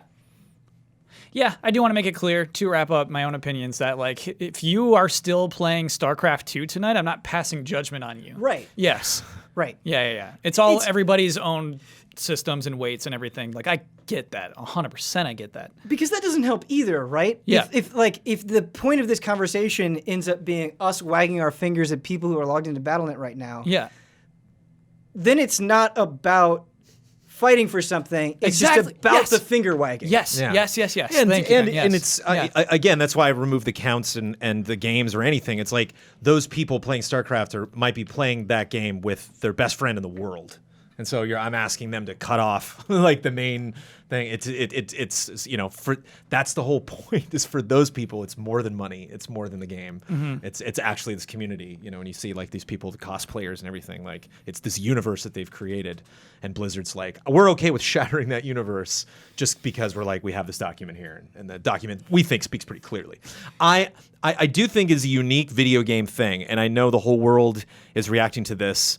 But what is just uniquely video game about it to me is the naivete of how much we can learn from reality television, how much we can learn from shows like the Oscars and the Tonys and the Emmys, how much we can learn from sports, from Colin Kaepernick and from like athletes having a long-standing tradition of speaking their mind and using their status and their celebrity and their careers to make political statements, and how gaming is just kind of like no we got this, and it's like you clearly don't, and you had so many warning signs and so much capability to handle this in a good way, and just seemed not only incapable of doing that, but incapable of wanting to do that. And for a company as massive as Activision Blizzard, it's not the usually when stories like this come up, something gets booted off of Steam or something. It's always some indie dev or some game we're not familiar with. And it's like this hard to imagine this done on a bigger stage. I mean, in gaming, I think you can put this up to a lot of things. I think you can put this up to nostalgia and naivety, and I think there is an argument against this statement for sure. But like, what happened at that Grandmasters tournament and the statement that I'm reading does not feel like the Blizzard that I thought I do. Like it feels alien in a really weird way that it just everything. It's just gross. It's just gross. Are we ready for emails? Extremely. Let's move to a lighter email. Yeah. Let's. Okay, this is from Walter. He says, Walter. "Hi, allies. When Legend of Zelda: Wind Waker first came out, I played it in my childhood bedroom, almost entirely with my sister in the same room, while she listened to the Dixie Chicks album, Home. Because of that, I'll always associate the two. When I see Wind Waker, I hear Landslide. When I hear Traveling Soldier, I see the King of Red Lions. The same is true for Batman comics and Weezer. My question is, do you have any similar associations? Is there music you associate with certain games, i.e. music you would listen to while grinding in WoW, or other weird mixed media associations? Love and respect." Yeah, totally. Man, I forget the name of. I think it's Graduation from Kanye West came out around the same time as Metroid Prime 3. Nice. So just like flashing lights, I just think of like Samus hopping around. Like it's weird. I played those at the same time. Wait. So were you listening to Graduation and playing Metro Prime 3 at the same time? Okay, cool. Yes. And similarly, like Mario Galaxy and In Rainbow, so I played those at the same time, and so have strong associations with both of those. Playing the game, thinking of the music, or hearing the music and thinking about the game. More recently, Hamilton Lighthouser's solo album and Toy Story 2 for the PlayStation 1 was, for some reason, a very good combo. What? PlayStation 1 game? Toy Story 2. Okay. Yeah. Okay. It's like awesome. Those two things together really, they just fit, and like I have really strong associations with them as well. Definitely like, I talk about like watching TV and like playing podcasts during video games, but like simply listening to music sometimes can be really nice. I wanted to keep this light, but I feel like a lot of the podcasts that I listen, like whether it's like games or just news of the world, like sometimes everything is just like everything just seems so bad. I need like a light podcast, man. I need something like it's not that I want to ignore that, right? But sometimes you just need like, I don't know. And then there are podcasts about like serial killers, and it's just like everything is. It's funny. There's a fantasy football podcast I listen to, and like even they have to like deal with stuff. You know what I Right. mean? Like Antonio Brown's up, and they're just like, we have to talk about this. You know, and it's just like, yeah, you do. Yeah. Everything is interconnected. Yeah. Yeah. I'm so sorry. I got no music at all. I don't listen. I listen to if I'm creatively working on something or writing or something like that. I'll put music on, and usually like soundtracks. Like I'm just not. I'm such an old man. I'm such a nerd, like a movie soundtrack nerd. Whenever people like talk about albums, I'm like, I just listen to the radio and let songs happen. But podcasts and audiobooks are a totally different thing. Audiobooks especially. I remember Ghost Recon Wildlands listening to the S-Town podcast. Which is excellent. It's like S-Town's one of those things where some reporters are like, well, I'll just do a story, and then just like, like, whoa! Like, not only did you discover way more than you were anticipating, the stuff that went down when you were just physically there was like crazy, and like you got wrapped up. What in is all of it. S-Town? It's basically I think they started the story about the town. It's not actually called S-Town. It's short for shit town, but it's basically this guy who hates this town that he grows up in, and so this person went. I believe the genesis was to find a conspiracy that was in the local government, and then going around and interviewing people found like one of the best subjects you could possibly imagine for any sort of serial podcast, and just dives deep into this guy's life, and it was fascinating because the guy lived somewhere in the Midwest. I don't remember the state, but had a lot of property. And so it was kind of echoed Making a Murderer a little bit, where you're like exploring the house where they live and their land. And there's a lot of aerial photographs. And so I'm just imagining like what this guy's property is like. He owns all these weird things. He builds weird things and he repairs weird stuff. And I'm playing Wildlands the whole time in a helicopter, you know, like looking at these giant big grasslands. And so it was weird. It was a weird synergy between those two things. Brandon, I started listening to that podcast, and it was fantastic. It was fascinating, but I had to stop. I didn't have to stop, but I stopped because it was, at the moment, it got too depressing. Oh, yeah.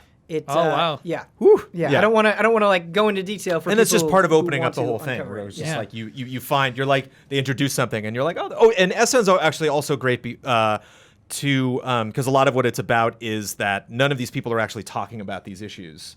And if you actually, like, the interviewer would go to talk to one person and go talk to the other person, it's like, I don't know why you two are arguing. This is ridiculous. Like, you're actually friends and you agree. You just can't because you're having so much fun, like, disagreeing or arguing. And a crazy one just with Red Dead Redemption 2 was, I'm trying to remember the name of it. It was George R. R. Martin. It was a book about vampires. And it's about vampires in this lore can't, running water wipes them out, which is a very rare vampire thing. That's like very old school thing that vampires hated. And so in this world, this guy who's also a vampire wants to shut them down, or a vampire hunter, and wants to shut them down, gets a riverboat and wants to ride it down, basically just picking off vampires while he goes down. And he's like, no one will mess with me in my boat because vampires hate the water. It's just, George R. R. Martin's a really great writer. It's a very interesting world. Well, it's an interesting. It kind of reminded me of True Blood in that, like, the fascinating part of it is how our society, how a vampire is able to live his entire life, multiple lifetimes, and have no one realize who he is. Yeah. Because in this era, in the 1800s, someone can just vanish and nobody cares. Yeah. Like you still are at that era, and you kind of learn more. You'd be like. You follow it through the eyes of someone who's surprised more and more, like, oh man, there's vampires all over the place. And so again, just them going down the bayou in this riverboat and me playing What's that Red game, Dead though? 2. Oh, Red Dead. Nice. That's a good pick. Yeah, that was a combo. great pick. If you just look up George R. R. Martin vampire book, I don't remember the name of it. Yeah, not coming. That and Iron Man, not happening today. It's all right. Don't beat yourself up. I forget stuff But all the time. Fortnite too. There were definitely like 4 or 5 or 6 audiobooks I listened to while Nice. playing Fortnite. And so there's like moments of maps of Fortnite where I'm like, it'll just have like some, cognitive pairing with some weird like scene from some book. I'm like, that happened right here. It's funny because the like example that this person gave is true for me. Tenacious D, and what we would do in high school, I miss it dearly, is we would all have desktop computers, and we'd all go to this person's basement, and we'd all like set up the desktop computers and play WoW together. And it was amazing. And I just remember literally the South Park episode. yeah, exactly. Yes. More God. pockets. Yeah. That's awesome. the thing is, it gets worse from there. So we would the song Tribute. Like we would just play that on loop, playing World of Warcraft, and it wasn't just that though. It wasn't always PCs. Sometimes we would get to. I remember playing like Gears of War, bringing over Xboxes and TVs, and just like people bringing over consoles or desktops or whatever it was. We would do this pretty often, and it was like hedonistic, I think is the right term for it, because what we would do is like before we would play video games until the morning, is we would go to like Walmart and we would get like just snacks like chips and salsa and candy and like a 12-pack of Mountain Dew, and like it wasn't like, oh, I'm gonna have one Mountain Dew. It'd be like, I mean, there would be just cans. If there's any Mountain Dew left in the fridge, somebody's got to drink this. Right. And like thinking about it now, I'm grossed out, but it was like I was like blissfully happy, man. I get that. It was like perfect. It was amazing. Yeah. You know what? I thought I just had a Halo memory of my friends setting up. Basically, we called them LAN parties. Yeah, where we'd set up 4 TVs and we would do the Halo Xboxes. as well. Yep. With the Roots, the song that goes, I put my seat in her bush for life. You know that one? No. It's gonna work because I'm pushing it right. And like this song where there's no way if we're all 4 on furniture, like looking at each other in the eyes, we would listen to the song together. You know what I mean? But because we're all playing Halo, yeah, like you can just listen and enjoy this music. Sure. Really, really good times. Yeah. A lot of Outcast too. Yeah, it's fun. Yeah. And this sounds like fucking old man at its worst, I feel like. But I don't know. At that moment, like phones weren't so intrusive in the way that they feel now. Like it's not that they didn't exist. I'm not that old, but it just felt like we just went there and we just played games and that was it. Like it was just like we were doing this and we were focused and absorbed in this all night. Wow, and like, I get that. And it, you know, this is on me as well, but like that kind of focus on an activity that I love, I miss. You're like, right. Yeah. Because I bet even like now, let's say some 14-year-olds are listening to the Roots. Right. One of those kids is checking their phone between every match. Yeah. Oh yeah. Yeah. You'll never have that group dedication, that group devotion. Right. Where it's like the most important thing right now is winning this Halo 2 match. Yeah. All right. Next email is a long one. Okay. The changing nature of video games and artistic intent. Great. Hey, allies. I have somewhat of a big question framed around a game. I know it doesn't interest any of you guys very much, but bear with me here. So No Man's Sky is one of my favorite games of all time. I was there day one and continue to play it to this day. And because of that, I lived through all the many, many changes the game had throughout the years. The No Man's Sky of today is very different from the game that launched back in 2016, and I doubt you'll find anyone that thinks it has become worse. After all, several mechanics were added, and most of them either fixed a problem or is a feature much desired by the community. But the point I want to make here is that I think these changes may have fundamentally changed what the game is about. Ooh. At the time of its release, No Man's Sky dealt with a lot of themes of loneliness, not belonging, and feeling lost. It used to put you in a place where you don't speak the language, don't have a home, are not among friends or equals. The simple fact of it being there often drained your energy and confronted you with a world map that borders on infinity, giving perspective to your small existence.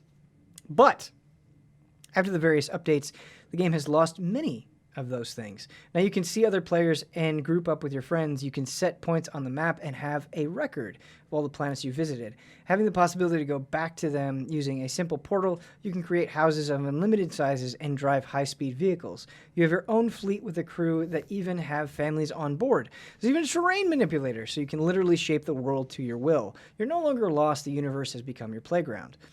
Sean Murray has often talked about the kind of science fiction he wanted to create was more like 2001: A Space Odyssey than Star Wars.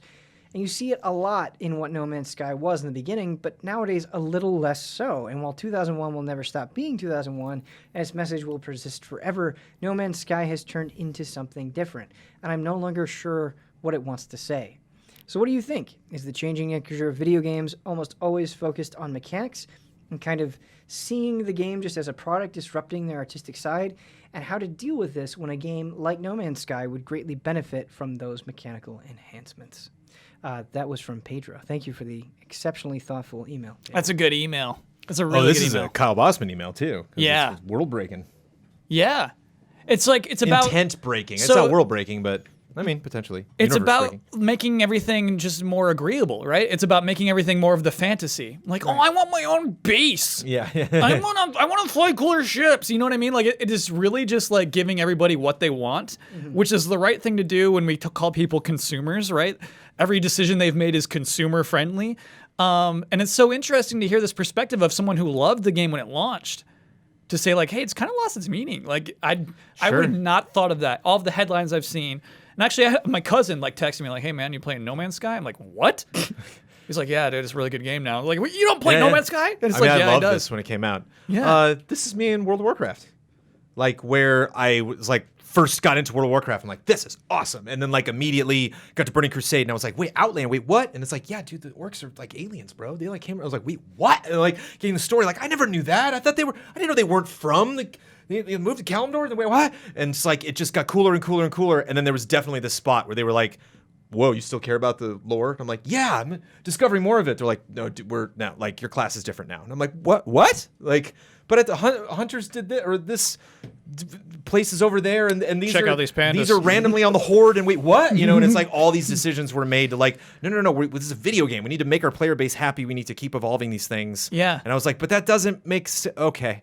Like even like when I was playing 14, I'm like, we're bumping into lightning. I'm like, I bet I'm the only guy on the server that doesn't like that. I bet it's me. Yeah. There are dozens of us. Dozens. Like, and I've always, that's always been a bummer to me where I see that wall between like we did this 120% because it helps balance out this video game and not because it makes sense in the world.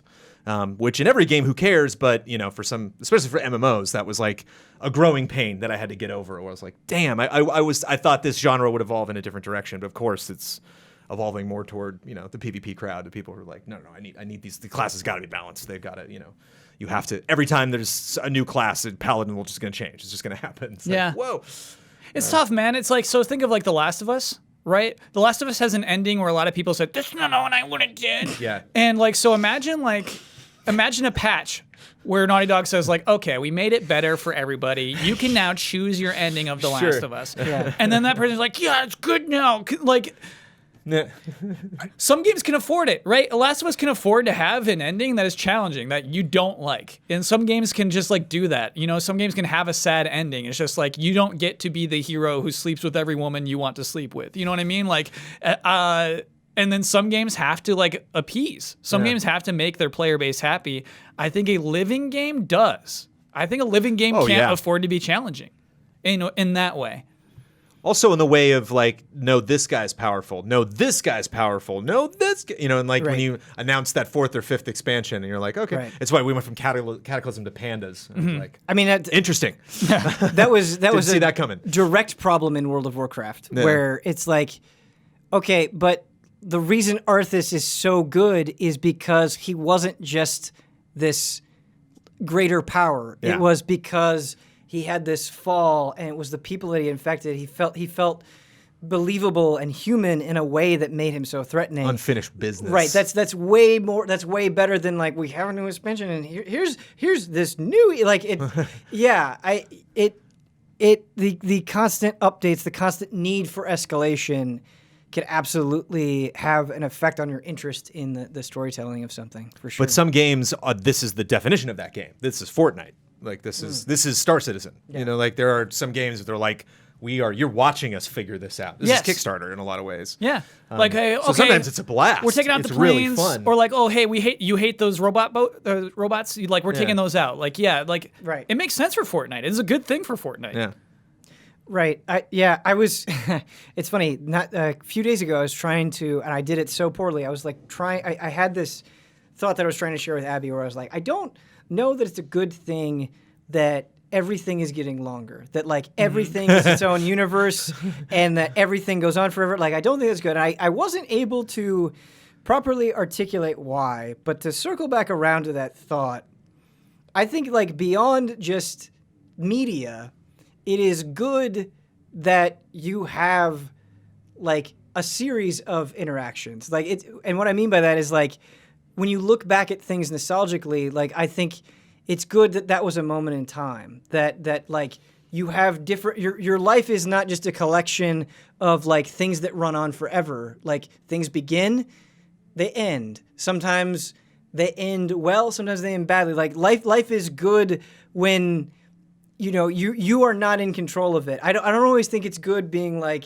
I want to be here forever and you can't stop me. Like I don't always know that that's the healthiest thing. I guess I don't know if that thought is coming out as well as it could. Well, it makes the thing, that moment, special, and like because you have to leave. I thought about this the other day, and this might be off topic, but this is. I just felt so bad because there were moments when I graduated from college and I went to school in Boston, and I would just say goodbye to some people where I was just like, oh, hey, like, we maybe hang out tonight or something? Or like, how long are you going to be in town for? Cool. And I'm just looking at that person like, I will never see you again for the rest of I know it for a fact. Yeah. But I don't want to say that right now because that's like a mean thing to say. Because that's like I'm casting a judgment on you, and I'm not. You're not going to move to LA. And that's as simple as that is. And so, but at the same time, like, I think back to some of those, friendships, some of those, moments that would be, I don't know how well I would get along with that person in Los Angeles, but I really cherish that 2 or 3 or 4 years where I knew that person in college and we got to make art together or we're friends. And it's sometimes games are that as well. Right. PT, man. we're never getting that back, But sometimes you get a Phantasy Star too. But it doesn't.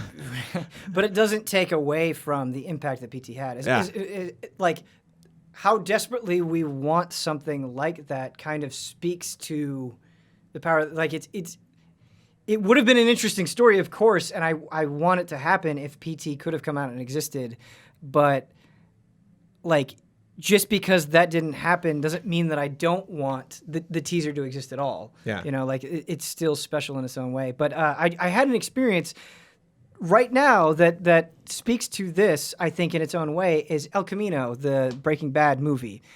I have been so excited for that, like increasingly excited since it was announced, because I love Breaking Bad so much, as does everyone. But I read some reviews that went from, so my view went from total excitement to like, I don't know if I can watch this at all, when the reviews said, this is completely unnecessary. This takes something that felt so final and complete and had a very distinct message and doesn't justify itself well enough. And I was like, part of the reason I love Breaking Bad so much is because of the finality of the very specific story that it was trying to tell. Yeah. I don't know if, coming from that perspective, if I can fully appreciate this. Yeah. Like, will this ruin my appreciation for something that I love? So, like, should I just keep that show what it is right now in my mind? I don't know. For No Man's Sky, I do want to say I don't necessarily think they did the wrong thing. So let's say it launched as a game that was an attempt at 2001. It was unsuccessful in capturing 2001. It is not of the same quality of that movie, right? Yeah. And so if they find a way to grow, if they find a new path, I don't think that's necessarily worse. You're right that something has been lost, for sure, but something has been gained, absolutely. And so I don't want to say they made the wrong call in trying to appease their audience, because a lot of what the audience wanted was kind of like a nice, interesting thing to go do. But I do not think that could be applied to every game, that every game should appease and change and modify itself to be more agreeable to its audience. And it's a new narrative. You're watching a narrative, a world evolve, and a game evolve, and a community evolve all at the same time. And so it's like you can possibly have that narrative that like you're in 2006 now, or like whatever, like you're watching like those chapters that you couldn't even imagine what it was going to be. You're right. Like. 2001 had sequels. Yeah, but I mean they didn't get that far. But like, so yeah, I mean, and that's I try to do that, just establish. Come up with my own weird narratives. Fortnite used to be a scary game. That was like the plot of Fortnite was that these purple clouds came and dumped zombies and all these characters had to figure stuff out about it. And now it's like not about that. It's so far out. But I still enjoy it and can still kind of get that sense of pride like in my character and kind of imagine what this world would be like if I actually lived in it. I don't spend a lot of time doing that, but I can still do it. So hopefully you can too. That was a great email. Yeah. Yeah. I feel like I could take different parts of that and just keep talking for an hour. But our last email is going to be a little bit more serious. Are microtransactions that bad? Yeah. This is from All right, thank you for your email. Now, this is from Alexander. Hello, Ben and panel. It's safe to assume that many people don't enjoy microtransactions as much as Jones. However, the idea of pushing... His words, not mine. The idea of pushing players to spend extra money on a game isn't new. Last century, many games were very cryptic, and you either had to spend a lot of your time or buy a time saver, an official guide, or walkthrough. The same can be said about different skins or extra characters. They were often hidden behind passwords, which you could also learn from an official guide or magazine. Arcade games were specially designed to be hard so that you would spend extra money to continue playing. Obviously, it's not exactly the same. Experienced players could beat arcade games with a single life, and guides could be shared among friends, but you can't say that microtransactions are completely new development either. And as we know, last century's pay extra model hasn't ruined the industry. In fact, there are quite a few hard and or cryptic games from that era that are still highly praised. Do you think the internet makes microtransaction a much bigger problem than they actually are? P.S. Personally, I don't care about microtransactions. I consider gated content as unavailable, and if the game isn't fun without it, I just don't play this game. There's always something else. It's pretty clear this letter writer doesn't care about microtransactions. Here, I do not like the stance of, hey, arcade games did it. What's the problem? You know what I mean? Like, also very, very good video games did not have microtransactions in them, and they would have been worse if they did. You know, so it's like you see the creep of microtransactions in game design, and that's when I really flare up. That's when it really gets to me, is when you can tell that this game's mechanics were designed around how can we monetize the playing of this game, and that happens, and it doesn't need to happen, and that's what really gets me. Like arcade games, yeah, if you can't die in an arcade game, it can't make money. It makes sense for that format, for that kind of game to do what it has to do. Obviously, right. When games turn it up to be unfair, they're unsuccessful arcade games. We don't like them, and so the answer is yes. Microtransactions are that bad. Yeah, I think it is a good point that you bring up, Kyle, because it's not like you go to an arcade and expect to play a 40-hour RPG. Like, the nature of you being in a communal place, putting in quarters at a time, like the location changes the style of the game. And I think what a lot of people have problems with is that necessity isn't taking place here. Like, you're putting a disc into a console sitting on your couch, and it's like, hey man, this would be way better if you spent $10 extra. That is a very different thing. There's a very different environment for that type of thing to come up. The defense I want to make is I think that there can be microtransactions that are inoffensive that didn't bleed into the game's design, where it's almost as though you bring in somebody late into design who just says, oh, I see where we can make some money here. Do you know what I mean? It's like, to me, you can almost tell. You can almost tell when it's like, oh, that was an afterthought and I'm kind of okay with it. Like the RE2 microtransactions we talked about, where it was that one upcoming game where like, hey, we'll fill in the map for you. To me, that's like not intruding on game design. That was not an idea they had when they were drawing it up. Oh, and then we can charge people to fill in this map. Like, that was not an idea initially. And so, like, it's such a blurry line of what would actually irritate me, microtransaction-wise. There are some that are okay. There are some that I'm, like, simply okay with, which is weird to say. Well, that wasn't terrible. What? I like the way that ended. Oh, the concession I had at the end? Yeah. Getting close to kind of my stance. You What's thought your this was going to stance? be the most controversial part of this podcast. Yeah, what's your stance, Or you Jones? thought this wouldn't be, but it's going to. No, it's degrees. I mean, it's not fuzzy for me. I can draw a very clear line between, okay, that's gross, and oh, that's actually kind of clever or fun, or a game in and of itself. You know, it's like, you know, there are games where you manage finances. Like, there are games where, like, you know, that some things cost a lot versus other things, and we never actually brought real money into it. And so it's, I don't know, maybe it's just like, it's like how my brain is wired, but just like when I see that in something, they're microtransactions. Probably my favorite games ever made, judged by how much I've played it. But like, for over 3 years, I've been playing Galaxy of Heroes, a Star Wars game, every single day. And like, there's microtransactions all over that game. I have never given that game a cent. And I actually kind of will notice, like, oh, like one classic example is There's dailies in the game. One of the dailies is to buy something from the shop. Well, buy a pack from the shop, any pack. And they give you the currency to buy it every like 5 minutes. But it's just a dumb little pack. And it's just a dumb little thing on a checklist that I just go, boop, and I do that. Okay, now I'm going to do other stuff in the checklist.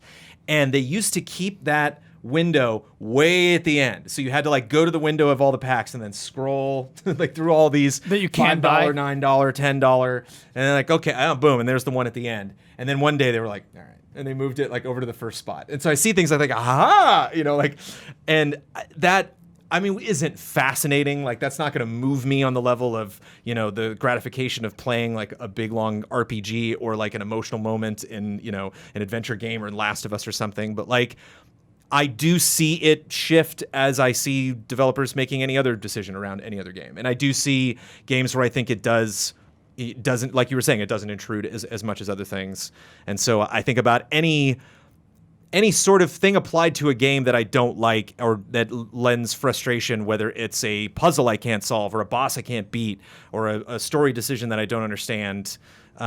It for me, and I was saying everybody should do this where it's easy to, but like for me, I just lump microtransactions in the same thing. I'm just like another challenge, something that this game wants me to do that no, I'm not going to do, Yeah, thanks, but I don't know. There is kind of a sadistic glee that I get from seeing how that stuff is implemented. Somebody brought up a game.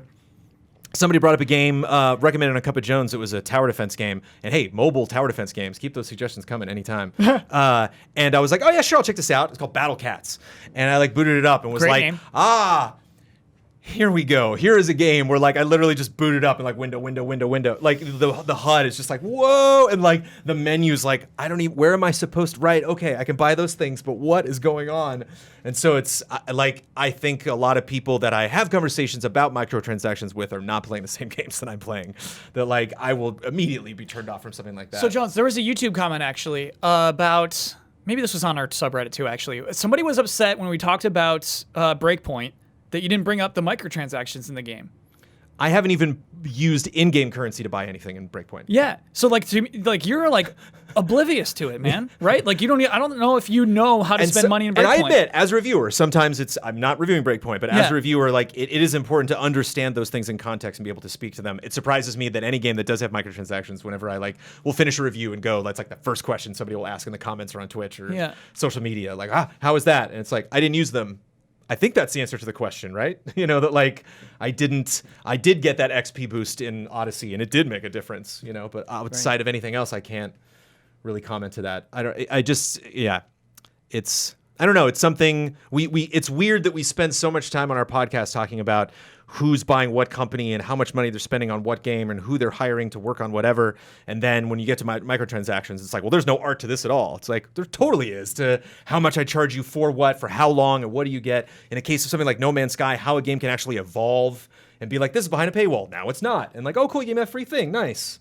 Whereas like Fortnite does it great, but this game does it bad. It's like, I do think there are degrees. Sure. In terms of like what you get. I gave that shout out to CTR. They added microtransactions. So they're not just adding maps out of the goodness of their heart. That was my first thought actually when you brought that up is what they're Yeah. And so, right, like it is like, hey, I just got to play a free map, but I got to play that free map because of the people who they've manipulated into spending money in their system. So it does come at a cost, for sure. So maybe my shout out was a little too clean. I'll just say shout out for good map design. It was a nice map. It's a surprising thing to hate out of the gate because our future, this 21st century of video games is all about getting, very strangely creative about how you are given money to do something. Whether it's like Kickstarter, whether it's a Patreon, whether it's, the microtransactions, whether it's, just releasing a game for free, telling people they can pay as much as they want, having crazy flash sales where you buy some for $1, the Epic Games Store, it just seems like there's so many different degrees of how you can handle this stuff that it's odd for me to hate a game purely because it has them. Sure. Yeah, I agree with a lot of that because when you just say microtransactions, I think we're well beyond the point of that being a universal thing or everybody thinking of exactly the same thing. There are so many factors to consider. Like, okay, how many currencies are there in your game? Did you have to pay any price to get in? Was your game early access? Are they just cosmetic? Yeah. Are there time gain? Like, there are so many different ways in which you can be monetized. I think it's impossible to feel the same way about in-game purchases universally. For me, I know that there are people out there who absolutely feel black and white about that, and that's totally fair. That is your right to feel that way. But it's difficult for me where I've played so many games that have microtransactions and I enjoy them because they didn't feel obtrusive to what I was playing. And I agree that as a reviewer, you have to kind of try to remove yourself from it and be like, well, just because this doesn't bother me doesn't mean that it won't bother other people. And that's something that I've had to learn as well. I think it is an important thing to bring up. But it is really a case-by-case basis, and that's not trying to excuse it. I think it can be absolutely gross and should be totally called out. But it's just not microtransactions equal bad. It's just not that simple for me. And yeah, I don't know. I think it is good that people have called it out when it has been really egregious. Yeah. I think it is good that people call out the most ridiculous, clownish situations when they happen. NBA 2K. Yes, Yeah. because I think it is having an effect and has had an effect and I'm not saying that it hasn't been predatory, but I think it has curbed that in a way. I think your voice matters more than maybe you believe it does, and I think it is good to call out those bad examples when you see them. But yeah. Need for Speed Heat. That's the game where you can fill in the map. Oh, nice. Yeah. This is a conversation that's like only going to get worse, isn't it? Like, It's funny. It was the first episode of the Final Bossman. yeah. It's funny. What, microtransactions? Yeah. Nice. Yeah. I don't know what it is about my brain. It's just that flag. It takes a lot for that flag to go up of me. Like, oh okay. Now you're just being ridiculous because it's just so obvious to me. I don't know. I get a kick out of being like, you crazy company with your money addiction. I think the Get two out that here. I think the two that bother me the most are like you have to watch an ad to continue to play this game. That just like no, and timers for things where it's like, hey, you want this cool thing? You have to wait an hour. That's or much longer. No, But that's Animal Crossing. yes, So there is there is a way to enjoy that. It's not possible to enjoy that. yes, but to enjoy but, arbitrary but restrictions. the It takes much longer for a peach to grow, but in this game, Sure, but the kicker is not just that there is a timer, but you can make that timer go faster by paying. Like that's where Right. it feels explicitly mentally designed Right. for, hey, pay money to get this currency to speed this thing up because you're bored waiting in line. Like the payment part. It's not that timers exist. It's not that Right. timers are bad. It is that there is a way around this if you just open it. Like the only way you can make that decision is impulsively, right? Like that's where it feels gross. Yeah. I don't know. I've thought long and hard about microtransaction decisions. This is a good time to mention that you can get this podcast a couple days early Right. if you were at just the $5 level of Patreon. Right. No, it's true. It's true. Yep.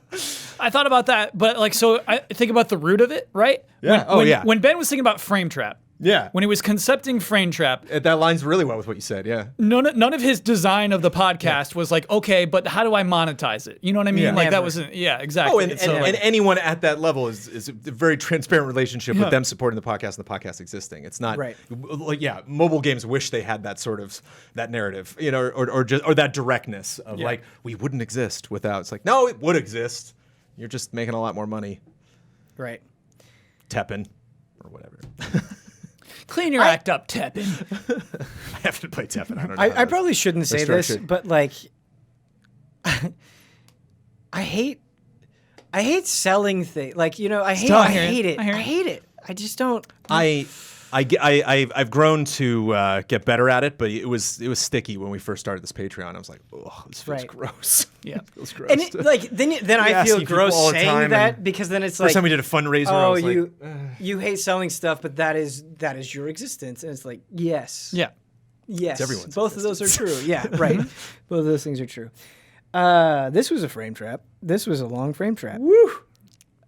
If you want to send an email, if you want us to mull over your question, and potentially arrive at it inconclusively, please email askeasyallies@gmail.com. Once again, the email address is askeasyallies@gmail.com. Big thank you to the panel for your insightful opinions. As always, thank you, Kyle Bossman. Thank you, Brandon Jones. And thank you so much for watching. Until next time.